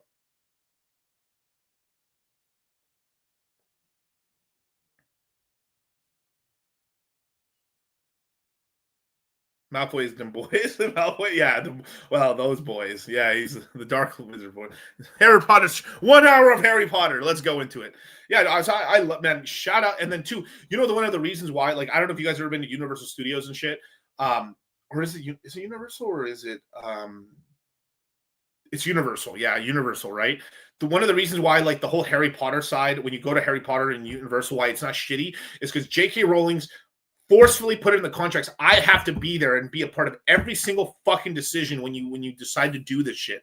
And that's why the place is awesome. It's pretty cool. Now, obviously, my only gripe with it is I wish it had more rides. It should have a roller coaster, but they're fucking so pussy about roller coasters. But like, they should have more. They should, like, the Harry Potter zone should have like fucking 5 more rides. But whatever. But like, it's very, very cool. The stores are like very, like, you really fall into it. There's the lines, the people. It's really sick. But is Universal in Orlando? I think there's multiple Universals.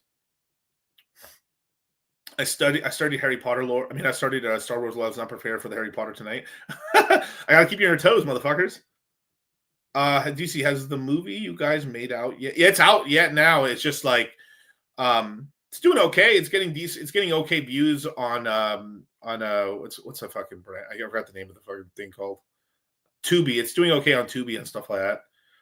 But I think we're supposed to wait like a full year since it's out before we can like do stuff like that. You can check it. You can go check it out and stuff like that. It's called, the movie's called Rerouting. It's on Tubi. Go check it out. Me and Charlie make a cameo in there. We're drunk as fuck, getting picked up in Uber. It's actually pretty good. It's a pretty good movie. There's only one thing that there's one thing that I tried to like get fixed, but like it just couldn't happen. We were too far along, but it just is what it is. Like, yeah.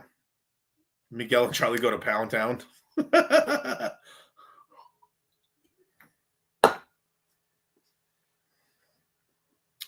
Yeah, you want to get with millennial chicks, you need to learn your Harry Potter astrology. I'm Ravenclaw, motherfuckers. Ravenclaw. I actually took that stupid thing a long time ago. I literally remember I was Ravenclaw. I thought that was funny as fuck. I thought I was gonna be Slytherin with a Draco. Yeah, it's called rerouting. Rerouting. It's sort of like when your app loses its when your app here. I can fucking find it too.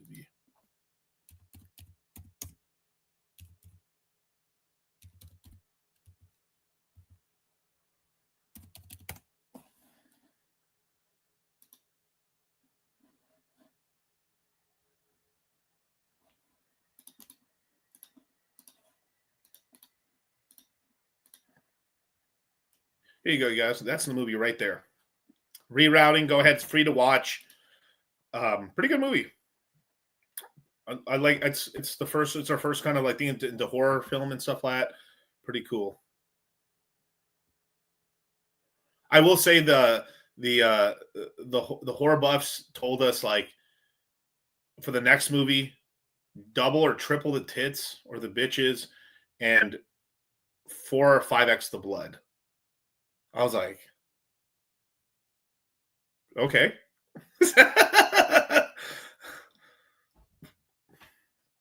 Do you guys come out on scene or just radio? No, we're in the so the guys listening to us like on the radio a little bit passively, like you hear it a little bit in the radio, and then we there's a cameo about like halfway through the movie where we're like all drunk in the we filmed like all the scenes of like people getting into the cars, like the chicks and the girls were like it was done like 3 or 4 times because different angles, the cuts, and also like someone fucks up and shit like that.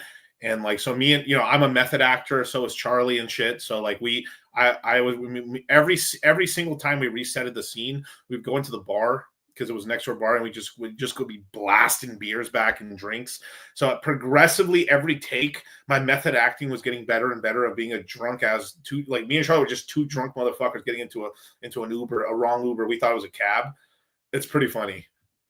Dope hit up and we might there might be something in the future for sure. Right now we're debating whether to do another crypto mindset meetup later in the year. Obviously depending. I mean, obviously like we don't want to like we gotta be locked in, right? But like, yeah. What's the opinion about Trump bringing back Columbus Day? I don't know. Like at this point, from what I learned about history, Columbus didn't really discover America, bro. We knew about America beforehand. Like, it's just the story we chose to say, but like, yo, dog, Columbus was kind of a piece of shit, dude. Like, it's hard. Like, even like I'm not. You guys know I'm not no woke motherfucker, but dog, bro, like, it's hard to defend this motherfucker, bro. This guy was like, Columbus was a piece of shit, kind of a loser for a long time, and like, pretty much used family connections just to get him that. And then like the chick he married is like one of the many reasons why he even got a map to know where to find America in the first place. So like seriously, like I don't think it was an accident he found America. I think it was completely on purpose. I think he was given the information to find America. It's sort of like he's like kind of like Christopher Columbus is sort of like Hayden Adams, where like it's like Hayden Adams married like Vitalik's daughter or cousin, and then Vitalik was like, "Oh, here, my retarded cousin here. I'm gonna give you the route to America right here and shit. So my fucking daughter isn't living terribly. So my cousin or my daughter, my family member, because you're like, dog, you don't make any money, dog." And then he got a bunch of credit for it and shit. When like the whole idea for Uniswap is completely, I mean, literally not the name, but like just the whole function of it, like what to do, the code damn near was completely Vitalik. So like, no, fuck, like we should have a Cortez Day. We should have a Conquistador Day in America or like in Mexico or some shit. But like Columbus, dog? Nah, dude. It was just like some story just to put now, like the Mayflower Day, like that for sure, or like Plymouth Rock, or like there's so many other things we could do and shit. But like, Columbus, dog, man, fuck that, dude, bro. And then too, anytime he ran any place, I think they gave him I think it was Jamaica. Was it Jamaica? They gave him some island in the Caribbean, and he fucking damn near murdered most of the population and like would destroy them with. Dude, it was bad, bro. Bad, bro, man. Magellan would be cool. Why don't I have a Lewis and Clark day? Lewis and Clark for sure. Like, what about like? There's so many more days. Like, fuck Columbus, bro. Nah, dude. Fake news, dude. Fake news. But we need lore. But at the end of the day, that's what happens. We need lore. Like, even though, like, I love how the Chinese try to shit on America. Like, he's like, we've been around for thousands of years. No, you haven't. I mean, sure, yeah, as a people, I can say, like, oh, yeah, our descent, like, my people have been around for thousands of years. Like, bro, my genetic code has been around just as long as the Chinese empires of the past. If we're playing that stupid game. Right? If we're playing that stupid game, yeah, my genetic code has been around. Like, I've been around since the Olmecs. Which with the Olmecs are like one of the early civilizations ever.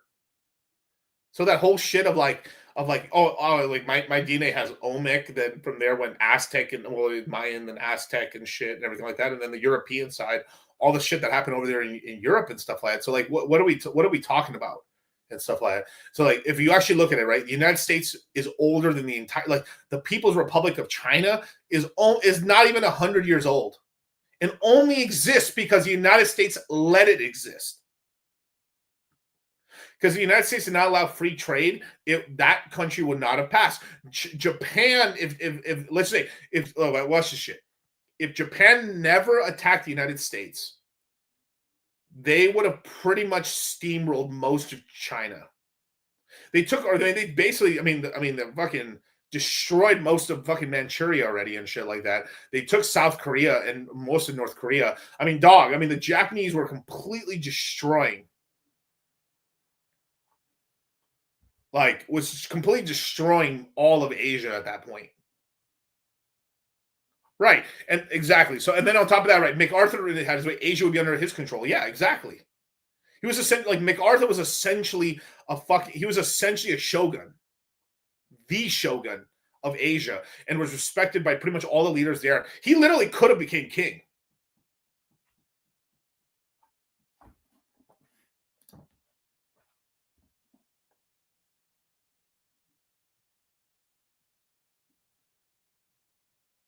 Anyway, yeah, I know.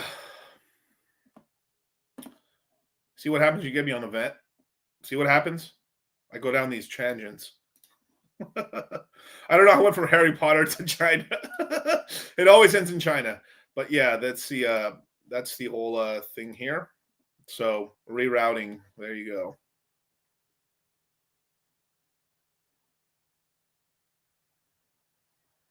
Yeah, but yeah, for sure. I'm probably with that shit. Yeah.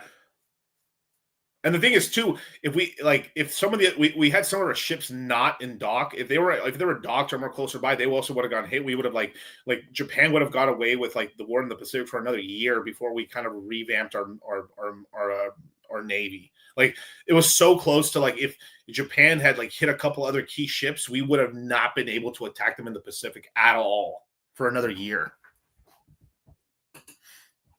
So the Take Profits course is sold separately from the CMC course. Yes, correct. That's absolutely correct. Yep. Is Sui Lend a good project? I have to look into. I have to go. I'm always very, very, very, very careful of lending protocols. Be very careful. I don't know. Soul Lend, Sui Lend. I'm getting Vietnam flashback. I'm being very careful. I'd be careful. I have seen just for myself, it's been very, unless you're there in the beginning, it's extremely, usually these coins like don't appreciate that much to like the point where you make that much. I don't know. Like you have to kind of play the game of the borrowing and lending game in order to make the money and maybe get the airdrops or get the points and shit you need to get the money. Just be careful. But if it's really cheap, hopefully, and then you might make some money, but like, you gotta be careful. Sui like lunk, what? I don't know what you mean, Crypto Crossfire. But yeah, so here, back to crypto, you guys. All right, Michael Kong, the CEO of Sonic Labs. Very important person. Positive cash flow protocol. Beats protocol just released 9 hours ago. In quarter one, the Beats stat. Let me full screen this shit. I need you guys to pay attention. All right, everyone, pay attention in the background. If you guys like Sonic, pay attention, okay? What could I use to make them pay attention? Broke nigga alert. Broke nigga alert. Broke nigga alert. Broke nigga alert. Broke nigga alert. Broke nigga alert. Broke nigga alert. Broke nigga alert. Broke nigga alert. Cool. I think I got most of you guys' attention right now. All right. So Beats.fi, the official Twitter page of Beats, in quarter one, Beats DAO emitted $200,000 in Beats incentives and generated $340,000 in protocol fees. That's pretty good. So a net win of like basically about $144,000 of profit to offset all the Beats they gave away. Of that, $186,000 worth of Beats was bought from the open market. So they basically really only inflated the supply by 20 grand from the open market. So for every $1 a minute, the DAO generated 1.27 in revenue. So for all, like, that's so impressive. That means for every $1 that's given away, they earned $1.72, a 72% return in all money given out. And they bought back 93 cents worth of Beats for every dollar.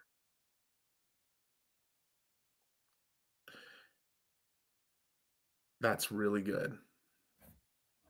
That's good business.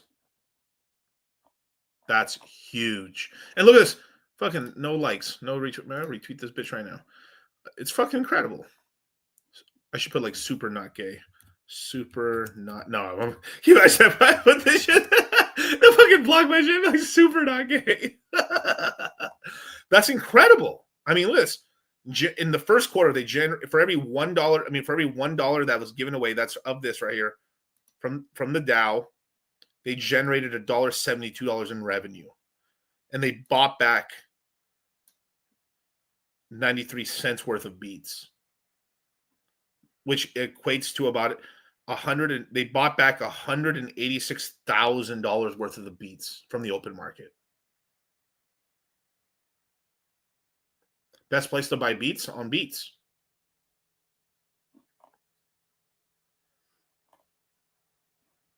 Too many coins, bro.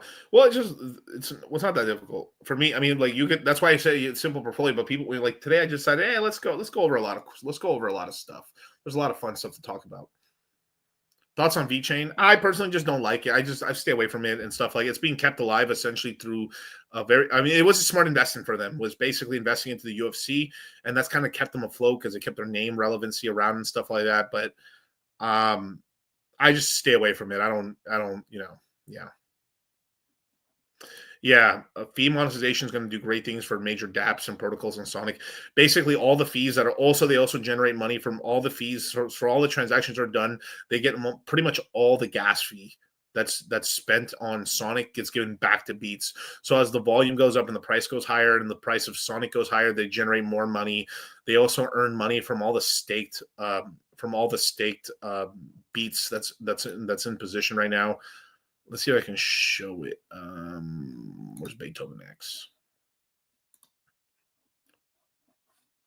And let me just.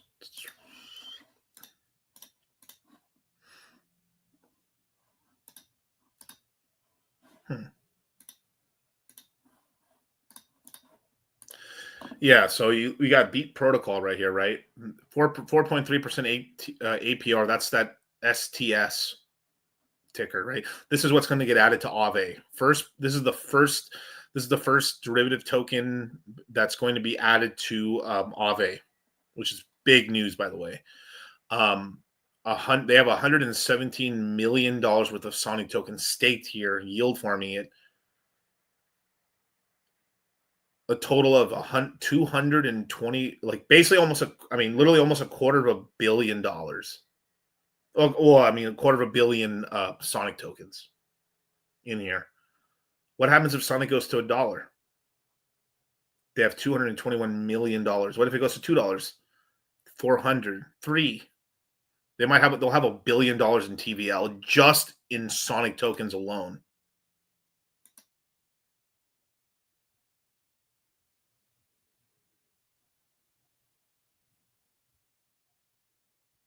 Thoughts on the Cook Island Trust or Swiss Bank?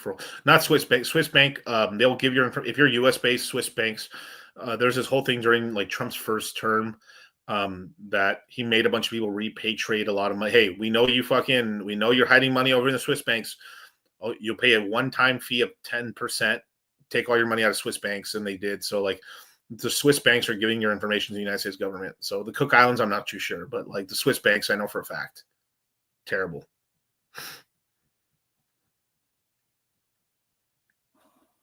The more you know. Cool. Let's go into some of the super chats real quick. We got Maybell Martinez with a $5 super chat. How many coins should I hold to maximize profit? I got 20, 150. Oh, yeah. Got rid of AVAX. Thinking about that's fine. Yeah, 15 coins. It's just basically what's your throughput, and and you have to think about sometimes about coins in terms of I've got like 3 coins in the Sui ecosystem. And are you paying attention to the Sui and you're watching them? Cool, then you can handle it. Where it gets bad is I think it's like 15 coins that are really 15 different coins in different ecosystems that are like way out there. That's a lot of charts to paying attention to. And you always, obviously download the Dex Screener app.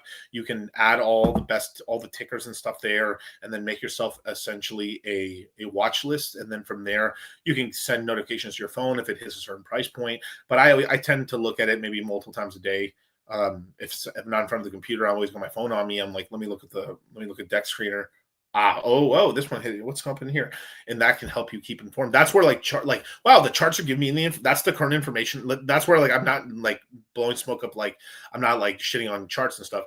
It's just like that's where charting to me is like very important. Is like that's the if you don't have seen the news feed, you let the chart tell you what's happening a little bit as well, right? So you're like, oh wow, it's going up a lot. What's happening? Then you start looking like, oh, there's a big news event. Got it. And then from there, that's where your information, stuff like that's the market's not understanding how much bigger that news is actually. Let me put more in. I know it's going to do well. Versus like it's pumping off of that. That's weird. I actually think this is going to go bad later. Let me start taking profit. That's where this could really help you out. I hold more beats than boob, and same thing. Yep, same thing. I'm from Australia, but I guess it relates. Okay, yeah. So I didn't figure. Yeah, so maybe Australia should be fine, but I don't know, man. Australia's getting. Australia is like 8 years away from being Canada. You guys are close. You guys are close. You guys are very close. I don't know if I was the president of the United States, man. Obviously, I just take Alberta right now, and then I'd probably I don't know. What will you do, you guys? Here's the problem with Canada is Canada has too many fucking Chinese and Indians. Illegal ones, not legal ones, illegal ones. And it's starting to be a bit of a problem over there. You're just going to have to, it's just going to it's going to be terrible. This is I'm Mexican, so I'm used to it already. With the deportation shit already with ICE and stuff, but you would have to we would have to if I was if I take Alberta works, people working. If you're working, don't deport anybody if you're working and stuff, and you're actually contributing to society and you're paying taxes, you're being a U.S. citizen. We can't just U.S. citizen all the fucking Chinese and Indians that are in that Jeets are going to Jeet, right? And in those countries, as well as all the African immigrants as well that are in Canada. You may have to start deporting people, and I think the fair thing is to deport all the gang members and all the troublemakers and everyone, all the hardworking African Americans. Well, they're going to be African Americans, but African Canadians and Chinese and Indians, you keep them, and then all the fucking bad people with a record, you got to deport them, without fail, just deport them. Legal ones are the issue too. Ask Ryan Stone. This is where I might have to have the council of Ryan Stone and men. how to bring him in. Shout out to Ryan Stone. I got to meet Ryan Stone. He's a really good guy, man. A really good guy. I really like Ryan Stone. I need to get an interview with him at some point. I think we were trying to work on it like in 21. It just never ended up happening. But shout out to Ryan Stone. Very smart guy. Prolific. I think he's actually also as well. I think he's actually like a sci-fi writer now. He's like really into sci-fi, and he's coming out with. I think he has multiple books. He's a very prolific writer for sure. No such thing as a hardworking African. Yeah, bro, stop, dude. That's a lie. That's a lie. I know tons of hardworking African Americans. That's a lie. Let's not fault like, bro. There is hardworking people in every race. That's a complete no. There's like we all have our fucking useless motherfuckers in our races. Like I could tell you right now, like these cartel fucks, like useless. These gang dudes in the Mexican race, useless. Fucking these. I'm like. There is a need for having welfare and helping people out and stuff, but like there's people that are just using it as a way to be lazy. Like there's a lot of useless people in the Latino race, useless people in the Asian race, useless in the Indian race, useless in the white race, useless in all the people. Like fuck, man, there's useless people in everybody, man. Like there's tons of hardworking African Americans in America. That's a fucking lie, I work with a plethora of hard. Dude, I know so many hardworking African American, and like it's like I'll say black, but like so many hardworking black like business owners like that I know of. I know tons of hardworking fucking in construction. Like there's some of the best people in construction are African American workers, bro. It's incredible. They're such hardworking people. It's incredible. Like they're incredible workers. There's like from TV installers to like handyman. Like I'm like, dude, there's a very smart people, like very smart. It's like I don't like using the blanket statements, but like shock value comments are not shocking to everybody if everyone is doing it. Yeah, that's true. Yeah. The bad are the people with poverty mindsets. Exactly. That's why we have the Citadel to break people out of there. I mean, we've helped quite a lot of people, man. Definitely. Like, this is why I'm so proud. I'm so proud of the Citadel and like what we're doing, because we're breaking that terrible mindset of that poverty mindset of working hard. I'm about to have a pretty serious conversation with like a kind of a family member. Like it's kind of like a quasi kind of married to the family, and had a like I literally heard this from family members that told me, and I'm gonna fucking like talk to this guy a little bit where he says like, well, we'll just go on welfare and then like, that's fine. Like the plan was to be on welfare. I did a fucking 180 in my chair when I heard they told me this. And then like literally like their mother-in-law and like the other people said, no, we're not doing that. You have to get to work and shit. And then he relented. But I was like, can you imagine if that was like a plan? Well, like, well, we're working. Like, I just like to spend more time with my kid. I get it. And like, it's time to be on welfare. Like, no, what are we fucking, what? That's fucking ridiculous, dude. At no point, bro, is that ever an option. You can spend like you're fine if you work all day, as long as you're back home at night with your kids and shit. Your kids are going to be fine. It's a sacrifice you have to do as a man to provide for your fucking family. And if that's blue pill, that's fucking blue pill. I don't care. But that's the truth of life. Our value as men come from like, and it's a great honor too when you are making money and you are able to provide, that you're able to help your whole family out and you're able to. But like, absolutely a fucking travesty that you have it like, oh, I'm just gonna be on Section 8. I'm just for all my life. That's where I land. Oh, I can't oh, I can't wait for tax season because I'm gonna get money back. Nobody should be getting money back from taxes. 0%. Like if we're paying no taxes, that's great. Or very few taxes, okay, even better, right? But like, oh my God, I have all these kids, now I'm gonna get $10,000, $8,000 back. Dog, no. They shouldn't be taxing us at all. The government did not work half the hours I work to get my money. I'll pay the taxes begrudgingly, but I will do everything in God's green earth to pay the legal least amount I can to these fucking rat fuck commie fucks. Now all these fucking people on Twitter like crying about like, oh my God, like you know why they care so much about the college debt now? They care so much about the college debt right now because it's mostly females that have the college debt. 65% of people going to college are females, and they're choosing retarded majors that make no money at all. The plan to go to college is to either, unless you're like you're a little more well off, like if it's just like, hey, you know what, I've always wanted to go to school, you know, I'm gonna go to Wharton Business School because I want to just get an extra, like maybe I might be able to an edge or put myself around really good people that I might be able to get a business together with some sharp people. That's interesting. But like this whole thing of like, or like I've always been in history, I just want to get my history degree. Like that's fine, you know, if that's what you want to do and then you're willing to pay for it, fine, fuck it, right? That's vocational shit, that's fine. But like if you're like, I'm going to go to college because I really need money, then you need to be. I mean, accounting's not even a fucking option anymore because AI is completely. I think an accounting degree is very good just for business in general because you know how to run your shit. But like accounting has like been commoditized. Like accounting degrees are going to be near worthless in the future.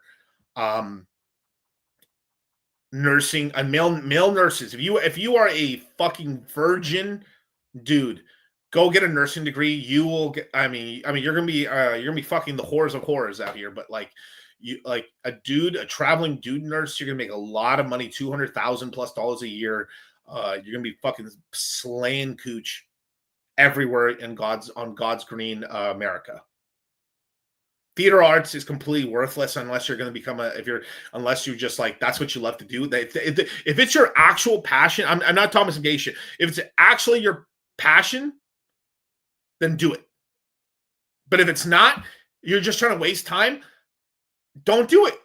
Go into the trades. Go become an electrician, a plumber. Fuck, plumbing makes great money. Electrician makes great money. Electricians have the cushiest of all jobs. I mean, literally, they just fucking they make messes. I mean, they just put the wires in, leave all the mess, fucking fuck off, and drive in their truck. Like shit, facts. Seriously, anything you do in trades will do very well. Become male nurses or supervisor here, dog. You know, bro. How every male nurse I've ever talked to is like, dog, bro. It gets so bad they're like, I'm just done fucking these whores. I'm done. Like I was like, I'll still do it here if it's like incredible, but like it's just sort of like, you know, you're like, it's like, you know, you go to your favorite Hong Kong restaurant, you know, south of the border, and you're like, you know, the body is willing, but the mind is willing, but the body is weak and spongy, you know. You know, another thing too, you can also get like certain licenses where like when you become a nurse, you can also as an example, you can actually get into actually doing surgeries, actually, believe it or not, and stuff if you continue your education, or you get into the highest paid is actually anesthesiology, which is basically, you know, IVing people and putting people to sleep and stuff with like morphine or whatever you end up using to do that. Very well paid. And but like arts, you ain't gonna make money. And I'm sorry, but this is the truth. But in Hollywood, you're playing the casting couch. Somewhere along the journey, unless you just get so lucky, and then good. I think some good stuff happens to good people. I really do. But I had oh my god, here we go, brother. I had a 6-month nurse side chick adventure. She was a freaking bad, bro. It's bad, bro. Yeah, it's crazy, dude. Fuck, dude. It's insanity. I'm telling you, like, so nursing is a great one. Engineering, it's very difficult, but you're very smart if you get an engineering degree. It's very tough. Mechanical, I mean, computer science, that degree is becoming kind of more worthless over time now. That was the hottest degree to get to when I got out of school, which even I knew at the time, yeah, that's pretty good, but your math has to be so like high level at that point to get into it. But like computer science is really good. Now it's getting commoditized because of AI, but like, and then on top of that too, depending, like, I mean, engineering is you're doing real work, but like you're like, let me get into structural engineering. You're making bridges and roads. That's your life. And then you have to be okay with that. Like, hey, I'm going to be working on making bridges and roads, which I think is great. Or if you get really lucky, you might work on a dam or some cool project, but you have to get really lucky. What are some good jobs for college dropouts like me? I mean, it's going to be blue collar, brother. There's no way out of it. I can't tell you, like, oh, drop shipping. Like, what I'm not. I don't. Like, I ain't selling a drop shipping course. I'm not selling reselling. Like, legitimately, like, it's all going to be hustling and creating some sort of side business or using your capital to manifest more money. I mean, Gary Vee is probably right. You know, you go to garage sales, you might be able to find some stuff and flip it, but it's like you need a certain amount of cash. You probably need $2,000-3,000. Buy stuff, sell it, because you have to buy enough stuff to have enough stuff for sale for income to be coming in. So it's always this whole thing where you have a lot of money out and then some money coming in, but that's profit. So it's this whole sort of circle and stuff like that. It's a lot of work. Right now, car sales are bad, but car sales is great. If you could sell houses, insurance is pretty decent, but it's just such a boring. But like, if you get connected to the right person, you might, like you might be able to. If you're able to friend one of the top, like, highest salesperson, like in insurance. I know guys who make tons of money in insurance that you can sell insurance or sell solar, or you can do sort of those sort of things, and it's just hustling into it. You're going to be a scrub for a while, but if you stick with it, you'll do really good. Most real estate agents are females, and most of them leave. It's kind of that, like there's that whole joke in Miami, like an ex bottle service girl is a real estate agent. Cybersecurity is a huge one. That's also, cybersecurity is a huge one if you get into it. Be a while before AI takes that away. Exactly. You build engines that takes skill. Everything is like you need to get some sort of skill, or you make something creative that you can sell and market it well. That's all it is. And, you need social media to do it. I got my real estate notice, but never started because I had a heart condition. Oh, shoot. I hope to start this year. Maybe that I got discouraged from most real estate agents fail.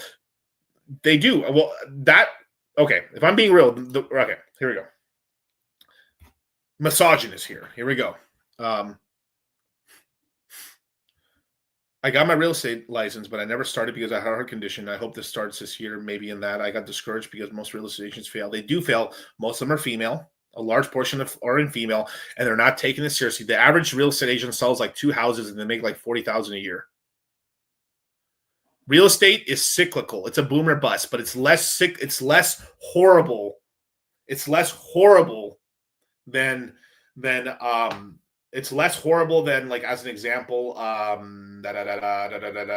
than like crypto. Crypto, we're really boom and bust. We got like one fucking horrible ass fucking year, another year where we're making money, but no one believes because crypto's gay and dead. The next year, I don't know, crypto looks recovering, but I don't know. And then we got like 9 months to a year, which is kind of what we're in right now. We're like, finally, when the prices really go up, Miguel and Charlie, I heard this crypto shit's going up. What do I put my money into? And it's like this cycle. I can literally tell you, me and Charlie will be like, it's like we turn into hot chicks for 6 months, and then we turn into the ugly bitches again. That's what it is. That's our cycle. But that's what that's our market, right? I think the next cycle is gonna be a lot harder. We might get like a year and some change where like it's like that.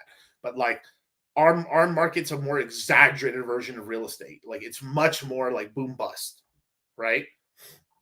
But there's a lot of money in that. With real estate, here, I'll show you something. Like with real estate, if I was doing real estate, this is what I would do. I'll show you the right. Let me see.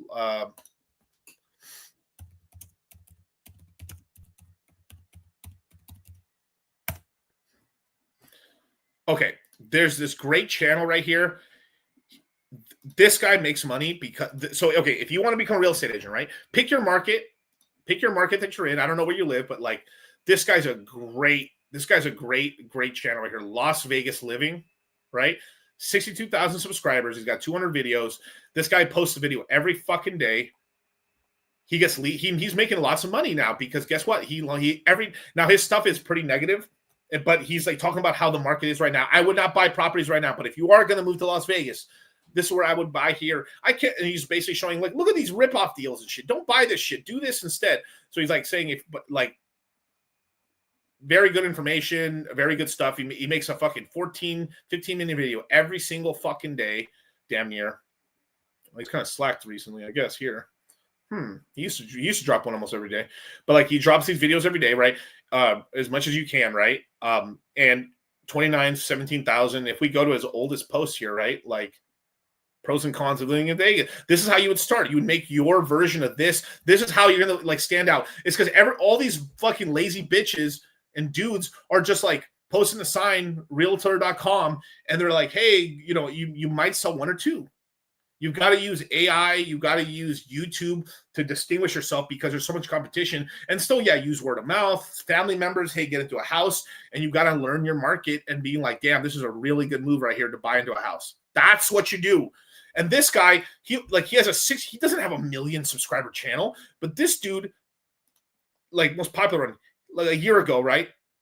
Las Vegas homes for sale. Awful news. 500,000 views. You think on this 500,000 views? No, fuck with the income off of that. I mean, because it's probably decent. I mean, like he's twice my channel, but he's probably doesn't cuss and doesn't get demonetized probably like me. So like he's probably making on this. If I had to guesstimate, let me add it up. He's probably making like $8,000 a month on the YouTube channel, probably just from recurring views. But like use this as So I want to be very clear about something that a lot of people are just not willing to admit. The overall real estate market is about to be in big trouble because millions of people are in big trouble. Check out this awful news coming up. They're so good. That's what made him stand out. He's like, like every real estate agent's like, so his strategy, which is a good strategy, I'd use the same thing, is like, you think real estate's good right now, motherfuckers? Like every real estate agent's like, the best time to buy, like if you're in a real estate agent, the best time to buy a house is right now. Always buy houses. A house is always good. Like that's the shit, right? It's always dependent. It's if you find a good deal. Obviously, if you're in a good market, like the market's up, you know, once the bottom's in real estate, it's a fucking 8-year, 10-year bull run. You're all fucked. Yeah, exactly. You're all fucked. Stay tuned. I want to know why I'm fucked. I never had a dick in my ass. Let me find out. So I want to be very clear about something that a lot of people are just not willing to admit. The overall real estate market is about to be in big trouble because millions of people are in big trouble. Check out this awful news coming up.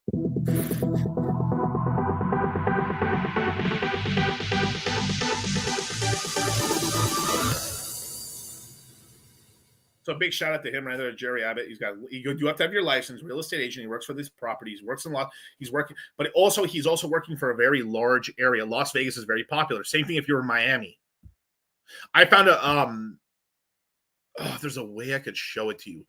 Yeah, he's good. He knows his macro news. He's paying attention.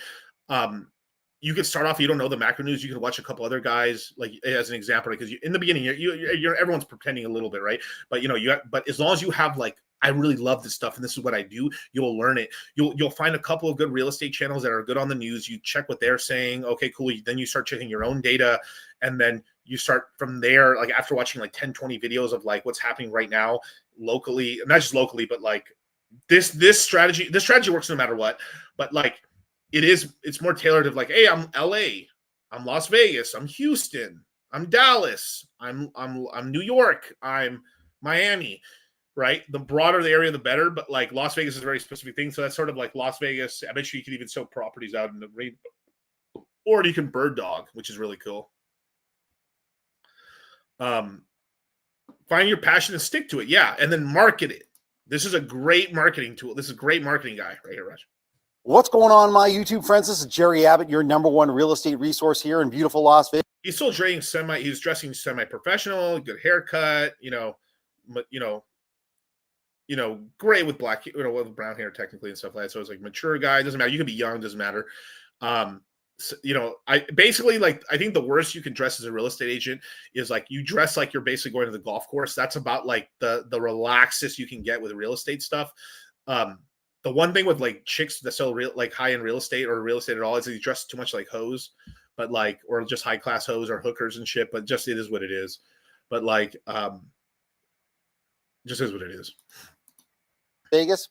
Hey guys, a couple of real quick things before we dive into the video. If this is your first time to the channel and you want to learn the cold hard facts about the overall real estate market, the economy, and the Las Vegas real estate market, then definitely subscribe to the channel down below.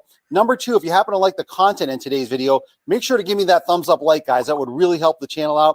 And number 3, if you're thinking, what he's doing right here is very good for recorded videos. For live stream, it's tough. Like if I was doing more pre-recorded videos, I'd do this part right here too. A big part right here. Hey, crypto influence. Are you losing money in crypto? Well, don't. Subscribe to my channel. Stop being a loser. It'd be shit like that, right? Essentially, he's kind of starting with a neg. Hey, you said about crypto? Don't be, because you're going to get fucked. Find out why on today's episode of Dragon Ball DCC, right? So let's skip forward a little bit. Okay.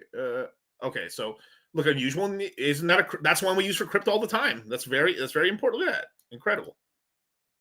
that perfect dream home. So the first piece of awful news is this Twitter post that just came out the other day that I'm going And I love saying shit like this too, because like it's just like this is. I feel like this is a way I can help you guys because you can. This is real estate, but this is something that could equate to insurance as well. You can have an insurance YouTube channel. Is it glamorous in terms of like, is it the sexy shit? No, but it's gonna make you money, and it's a great way for a younger guy. If you stick with the YouTube is the fucking way, you guys. Or Rumble or whatever the fuck, whatever you do. This is the way. Obviously, it's more for professional. Like in crypto, we say shit, fuck. I mean, we have fucking racist coin. I'm literally wearing N2 shirt, right? But like, is there any good AI tool? There is. I just gotta. I mean, I'll find them. I'll try to link them to you guys. But like, there it is. It just came here to say, Jesus say it is what it is. That is true. Are we buying Go? No, I'm not buying that. No way. Fuck that. I got too much places to put. But I'm no, thank you. I'm not doing that right now. But this is a great example of like where I think a lot of you guys, if you guys were doing more, but you have to have a business first or something to sell or something that. But this is great. Like there's always money made. There's guys who make a fortune during the crashes because they build reputations. People are like, yeah, shit is crashing in Las Vegas. Let's just say shit's crashing in Las Vegas, you guys. Shit's crashing in Las Vegas. Let's make money on it. Wow, crypto's down like me right now, right? What did I tell you guys? Did you guys not make money? Crypto's down right now, you guys. What am I doing right now? I'm fucking buying. I'm super happy. It's time to buy. That was 3 streams ago, and we're up 30-40% since then. On the majors, on the minor shit, we're like the average coin that we bought at the bottom is done a 2x to a 3x. That's literally what I did. Hey, you guys, I know you're scared. Don't be. This is where I'm fucking buying. And then when the prices are really high, yeah, you guys, the prices are getting kind of high right now. I'm gonna take some profits and move it over here. Yeah, exactly. I'll play this for a little bit and then we'll just get off of this. But like, I'm going to put up on screen and read you. Take a look at this. U.S. housing market is so expensive that home prices would have to crash 35% or mortgage rates drop 4 percentage points to make it considered affordable. And if that isn't depressing enough, take a look at this heartbreaking 40-second video that I want to show you guys right now. I will never be able to afford a house. With that attitude, it's a self-fulfilling prophecy. I will never get laid. Then you won't. I'll never become a millionaire. You're right. I'm always going to be a loser. That's correct. I will never be able to afford a house. No one that works a full-time job should be facing. Dude, it's only chicks. Look at this. It's only chicks. I will never be able to afford a house. No one that works a full-time job should be facing homelessness. And that's what my family is facing right now. Being completely radicalized by the... So you had... Okay, so you have like a chick still kind of in her horror phase a little bit. Ooh, God damn. You have that right there, right? Multi-kilometer chick. No one that works. You have I think a single mom, hopefully not, but not a single mom. And then we go to this gay guy. Dog, what is this shit right here? I mean, you could tell, like lefty motherfucker. God damn, like something you don't have to ask. I know what you're doing. And that's what my family is facing right now. Being completely radicalized by the rental housing market right now, I cannot believe that you can pay over $300 in non-refundable fees just... So what he's saying here, and it's so funny, the gay guy is making a good point. This is true. This is bullshit. So this is one thing that I had to deal with when I was like trying to find housing and stuff. And this is why a lot of people just go the Airbnb route and just rent a property for a month because it's so fucking annoying. It adds like you're submitting these fucking. It's so stupid. You have to submit these stupid ass fucking like applications to rent an apartment or a house, and you can just get rejected, and they keep your fucking $50 or $100. So fucking stupid. So fucking stupid. It's so dumb. It's like it's the same thing too. Colleges have this scam too, where like, all right, you have to pay us $100 non-refundable, $300 non-refundable to apply to the school, and they know you're not going to get into the school, but they'll still be like, come here. It's illegal. Or at the very least, they should refund. If you didn't accept it, they refund 80% of the money, or some shit, or it's got to be something like that, or 50% of the money. It should not be that. It's ridiculous. And especially I'm applying, so I'm paying you money Okay, I can get $20. Okay, if it's $20 or less, right? Okay, fine. But I'm paying you money for a chance to pay you money. What? Super stupid. That like no, that should not. It's that he's right with it. But isn't it funny? It's the guy that has the logical argument here. To apply for an apartment. A big part of the reason why social life here in America is getting more and more difficult has to do with the fact that nobody can afford decent housing. Everybody in America kind of knows, like, this is like the first chick that isn't looking weird to me, right? And the other guy too. We had two back-to-back not weird people. it's over. So you can see the obvious sense of hopelessness and despair that's taking its toll on many people due to how expensive everything is, especially housing costs. In fact, just to prove this point a little bit further, take a look at this short video clip that just came out on how expensive housing costs are right now from CBS News. It is tough out there with the average 30-year fixed rate mortgage now 8%. That is the highest since 2000. And take a look at this chart, this huge jump in just the last 2 years. In October of 2021, a 30-year fixed rate mortgage was 3%. To put that in real terms, 2 years ago, a $400,000 home with a 20% down payment would have run you about $1,350 a month. At today's rates, that same home is going to cost you $23,000. And this is a $400,000. That's nothing. That's a nothing house. That's crazy, bros. Craziness and shit. So this is kind of what's wrong with the real estate. And that's from a year ago, right? Obviously, some markets are hot and they stay up and shit, like a Brickell or something like that. But even that, there's softness in those markets and stuff. But at the end of the day, if you believe now, people still need help, right? People still need help. Like the whole thing, like pull yourself with the bootstraps is real. I've done it, but I've gotten help. Like I've gotten help from like mentors, like looking people on. I've had to physically go look for mentors on YouTube and stuff to like try to like inspire myself. I've had my dad help me get out of a jam before and stuff. It's when I was working more on the blue collar side and stuff. Like it isn't always by yourself. It's not. But it is this whole thing where like you have to try really hard because like there's so many places where you can give up, but you have to make it a sort of thing where like I had to succeed. The ships are burned. I must succeed, right?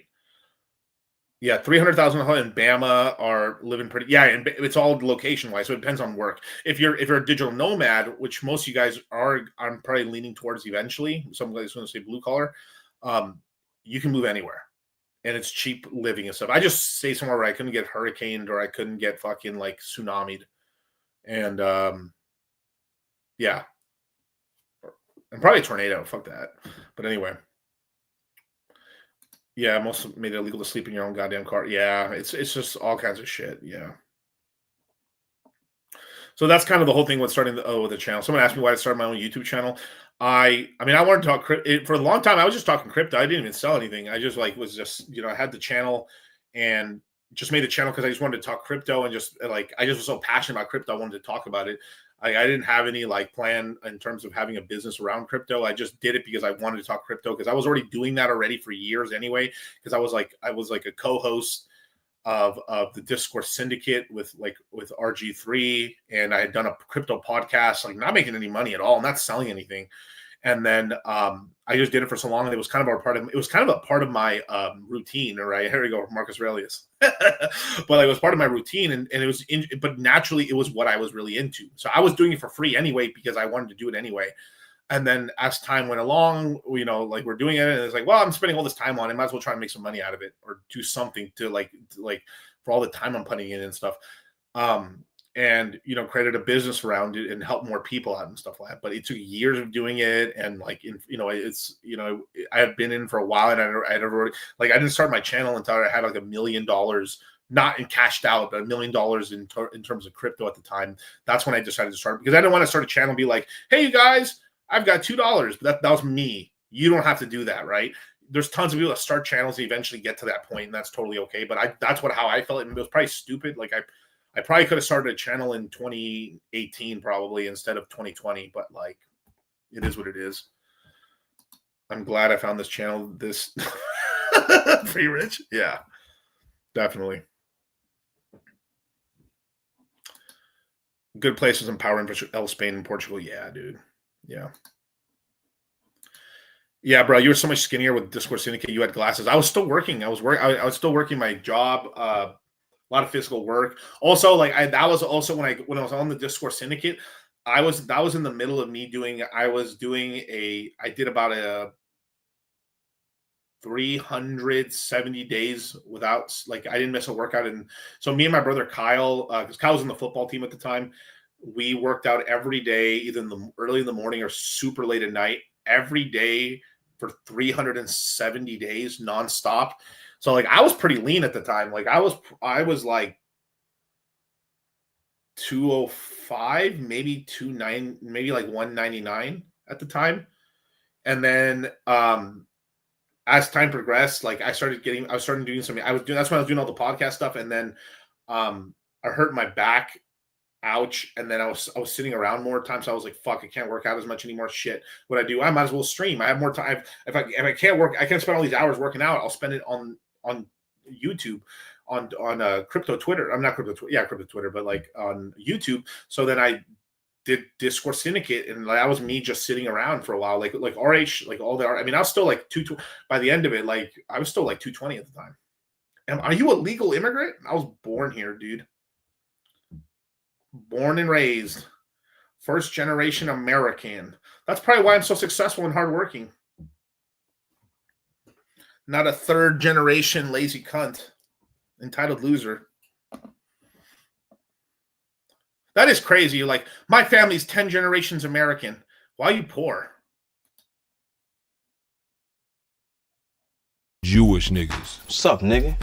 Did I tell you last time you come around here, I'm gonna fuck you up? Now I'm finna get my Jewish niggas. We gonna stab your neck with my bristle knife. We gonna fuck you up, take your money, take your bitches. Shit, better back the fuck up before you get smacked the fuck up off top, nigga.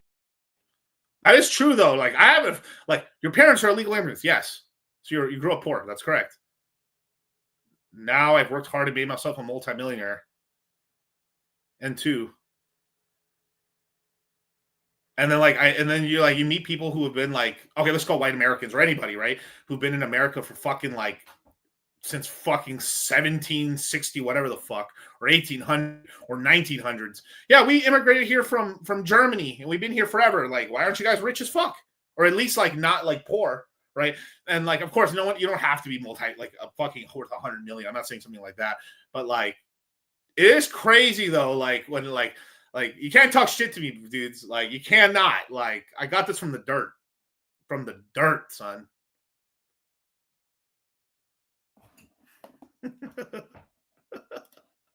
Fuck ISIS! Fuck terrorists! Fuck turbans! Fuck everybody! I hate all you motherfuckers! We're fucking Americans! That means nobody fucking stops us! We want our dick sucked, we get our dick sucked! That's what an American does! Ask the fucking pilgrims! Fuck 9/11! Fuck 9/11! It'll never happen again! We're America! You don't ever have to be afraid again! Fuck Obama! Fuck them all! We're Americans, you son of a bitch! Grab your guns! Go shoot somebody!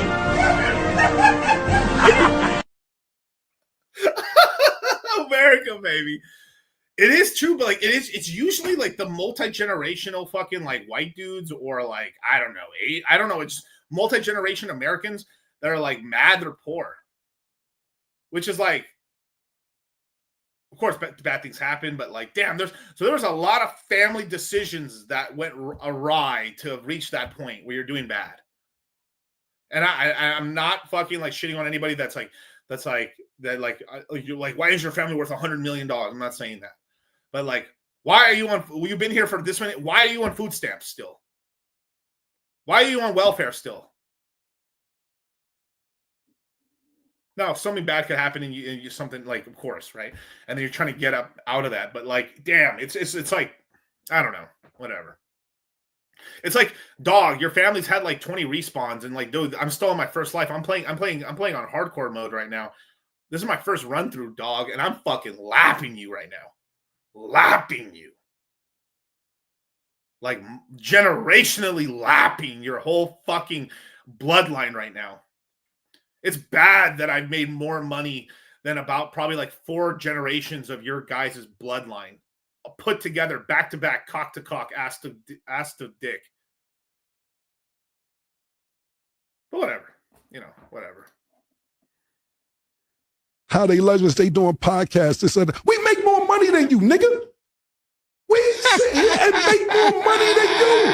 I know you don't want to play the Cash App, open your bank account game on the phone when we see each other. Anyway, yeah. But but it happens, of course. Like dropping the ball. That's why it's so important. Like it's so important to just make these. This is why it's so important to spend time trying to teach your kids on that side. Like that. Never believe that like money's evil. Nah, it's an amplifier, but you need it. There's like life is bad without money. Life is bad without money. In absolute terms, it's horrible. You have to do horrible things. Like I remember talking to Waller, and Waller says this all the time, right? And he says that the worst thing in the world is a desperate person, not an evil person. An evil person, you know they're evil, and you know their nature, and you know what they could do to you. The horrible thing is like when you have a friend that's desperate, he can stab you in the back and you wouldn't see it coming because you don't know he's desperate.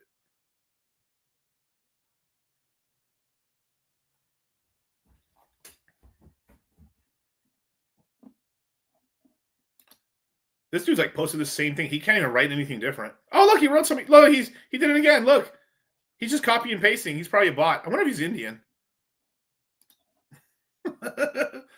Gabriel Vasquez. They're probably going to deport you, brother. Dog, I would stay out of Home Depots, bro.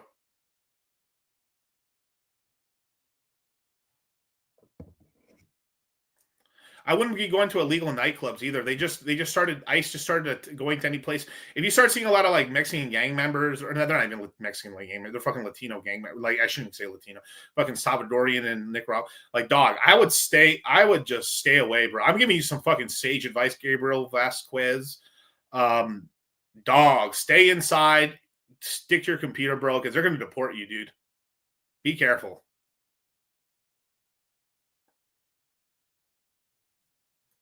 Yeah, don't stand outside 7-Elevens either, dude.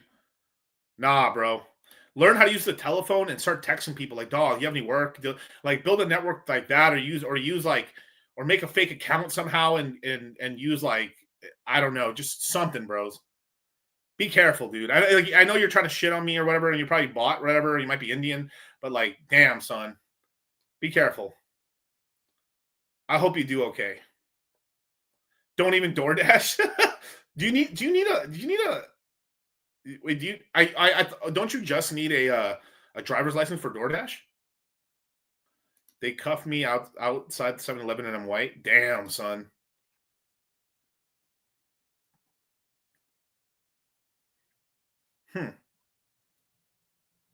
Interesting. Like try shopping at a Whole Foods. You'll probably be fine. An Irwin. A Target, they're going into like Walmarts and stuff. So I'd probably not shop at a Walmart if you don't have to, or do it super late at night. Like you have to be a minority in the minority, which is I know that's like a minority. It's a minority sort of like, it's like it's a dream within a dream in a way, right? And yeah, you have to be careful, man. We're about to go on a generational run. I feel it too, but it can be short. We have to be careful. This is why I like we got the Take Profits course coming up, and we've timed it right here because this is where like we're going to be teaching strategies on how to take profits, how to shave some off, mentality, some trading strategies, simplistic stuff, no leverage, but just man. Or sometimes it's like, hey, cut losses, take some off right now because I think we're going to go down and rebuy back in or like getting out, man. What do you mean a generational run? I mean, it's just like winning and winning and winning, man. My year is 2027. That's the GOAT year. So during the bear market, that means I'm going to buy the fucking low and go on a generational run, bro. When it's your year, if you're a GOAT, when it's right now we're in the year of the snake. If you're a snake, you're more luckier, you're a little more successful, you might get if you're a virgin, you might get a girlfriend. All kinds of things, right? Things might get pretty good right now. And so like right now Gigi's going on a run right now because it happens every 12 years. You go on this huge run. And then like of those 12 years, you usually get like 2 or 3 good-ish years. The rest are like whatever, just like not negative, not bad, and then you have one bad year, Millennials are about to make boomers look like peasants. I hope so. I think we are. I mean, we take over in 29. Interesting. Hey, Sammy. You would have lucky months based on China's astrology. That's true. Doesn't any Walmart stay open late anymore? They do. There's quite a few. Vegas wise, they stay up really late. But even here in Cali, I know some places in Cali that stay up pretty late. But like, cause it's like they're gonna like. ICE still operates on 9 to 5 basically. So like they're gonna hit people probably a little after work or like between those hours. The raid they recently did at they did some nightclub one, but the reason they went after that nightclub, I think it was in Texas, is because there was a ton of gang members and illegal shit going down. So it's like everybody knew what was happening there. So like easy spot to hit up, right? If you see a lot of dudes with like face tattoos, just walk away. For real. The year of the goat. That's right. I'm a pig year. That's good. I think I'm friendly with pigs. I think pigs and rabbits are my friendly signs. And yeah, if you're a goat. Doesn't matter because I don't really follow that stuff. Drugs too. Yeah. Yeah, don't do drugs, you guys. LSD is gay. Ayahuasca gay. Weed's okay if you want to do weed. Don't get into meth or crack or any stupid drugs and shit. Anything that has to do with your mind, super stupid. Don't do it. Alcohol, and that's every single person.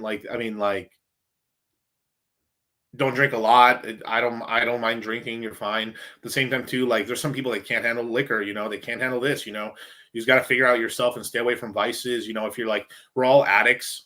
Be addicted to the gym, be addicted to researching, be addicted to good things, right? You can choose what you're addicted to. Like, I'm just so addicted to winning. I'm just such a winner. Oh my God. It must suck to be addicted to winning. Or like, and then some people are like, I'm addicted to losing. I'm addicted to losers. Like, I date losers. I do. Like, it's like, dude, it's bad, bro. Like, terrible. Take your vitamins, drugs, and alcohol ruins lives. For sure. But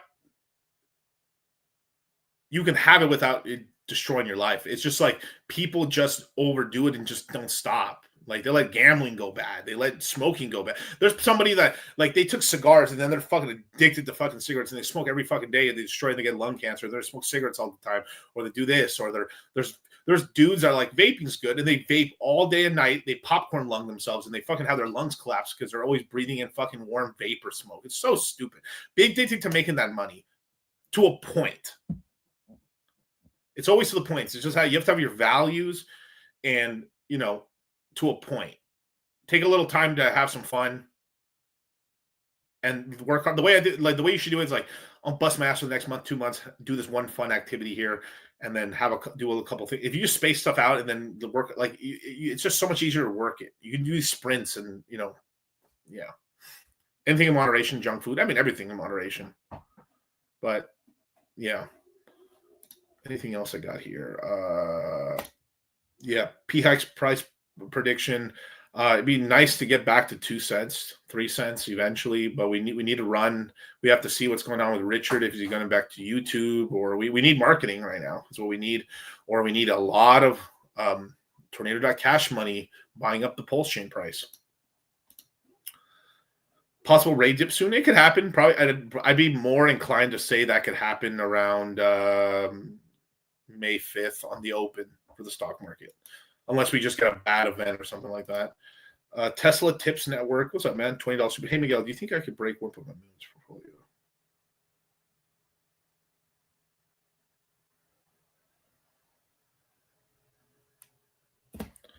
I'll have to see how much you got here. Let's see.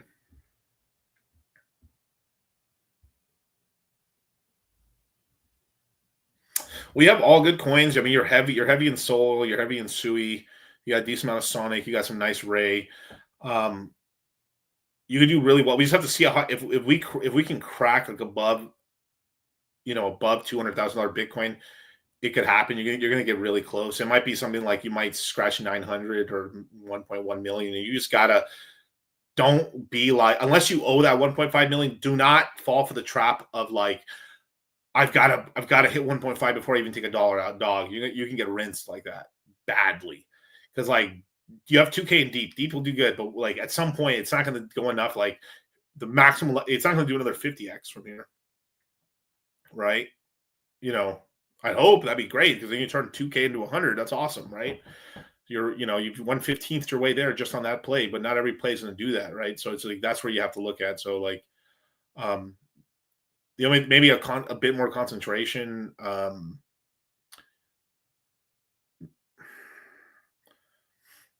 Let me see. I mean, it's all great stuff. Like I can't change anything. The X factor is really the Pulse Chain, Pulsix stuff. Sonic could be pretty decent and stuff, but obviously the biggest in your portfolio is Sol and Sui, how high they go, So yeah, you basically need everything to 10x, and some of the small stuff to go higher than that. No, I just answered it right now, brother.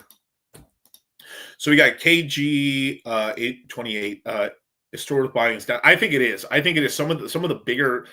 If I say Shadow's worth getting, I say X33 is still worth getting. It's even cheaper than that. So like I think it can go on a nice run. It generates yield because its value goes up versus Shadow. At some point, there's going to be the flippening on that asset. Right now, it's like worth 1.45, 1.48. Before the end of the year, it will be 2. That means it'll literally be worth at least 1 Shadow at the very least or more. And so you can get to the point where like later on, especially the bull run lasts into 26, X33 is going to be worth more than Shadow, because it intrinsically is worth more X Shadow.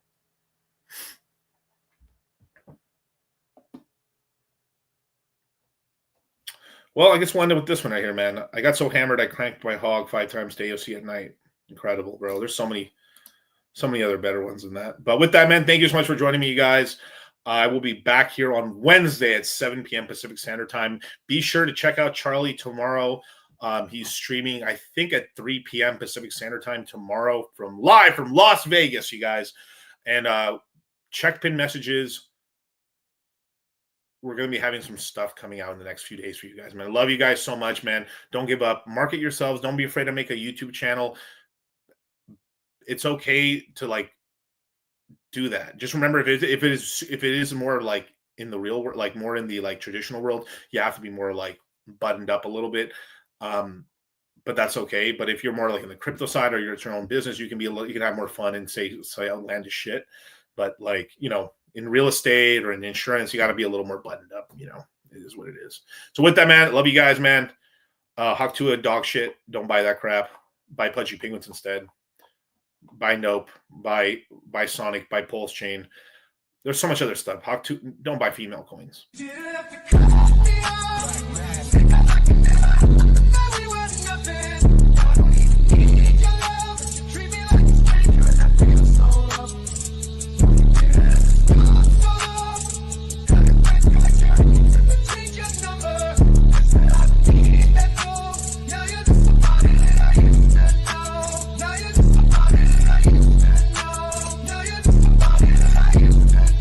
20% tariffs against the entire world? Yes, all of you are ripping Konoha off, and it's time we had our due. Didn't you create the agreement? You could lose your status as the reserve currency because of this. For the sake of national security, that is a small price to pay. National security? With your pathetic post-war economies, it's no wonder all of our businesses outsource to you people. Ayo. You people? Do you have any idea what this could do to your economy? What if this causes a recession? What if anything? What if Mother drops a meteor on your head right now? I am the one holding the cards here. We have the copy ninja, the child of prophecy, 30% national GDP, and the noble green beast of Konoha. Wait, what? Say that again. The noble green beast of Konoha? I think he meant the one before that. 40% national GDP? Clear. Yes, obviously. How do you think we recovered after Ping demolished the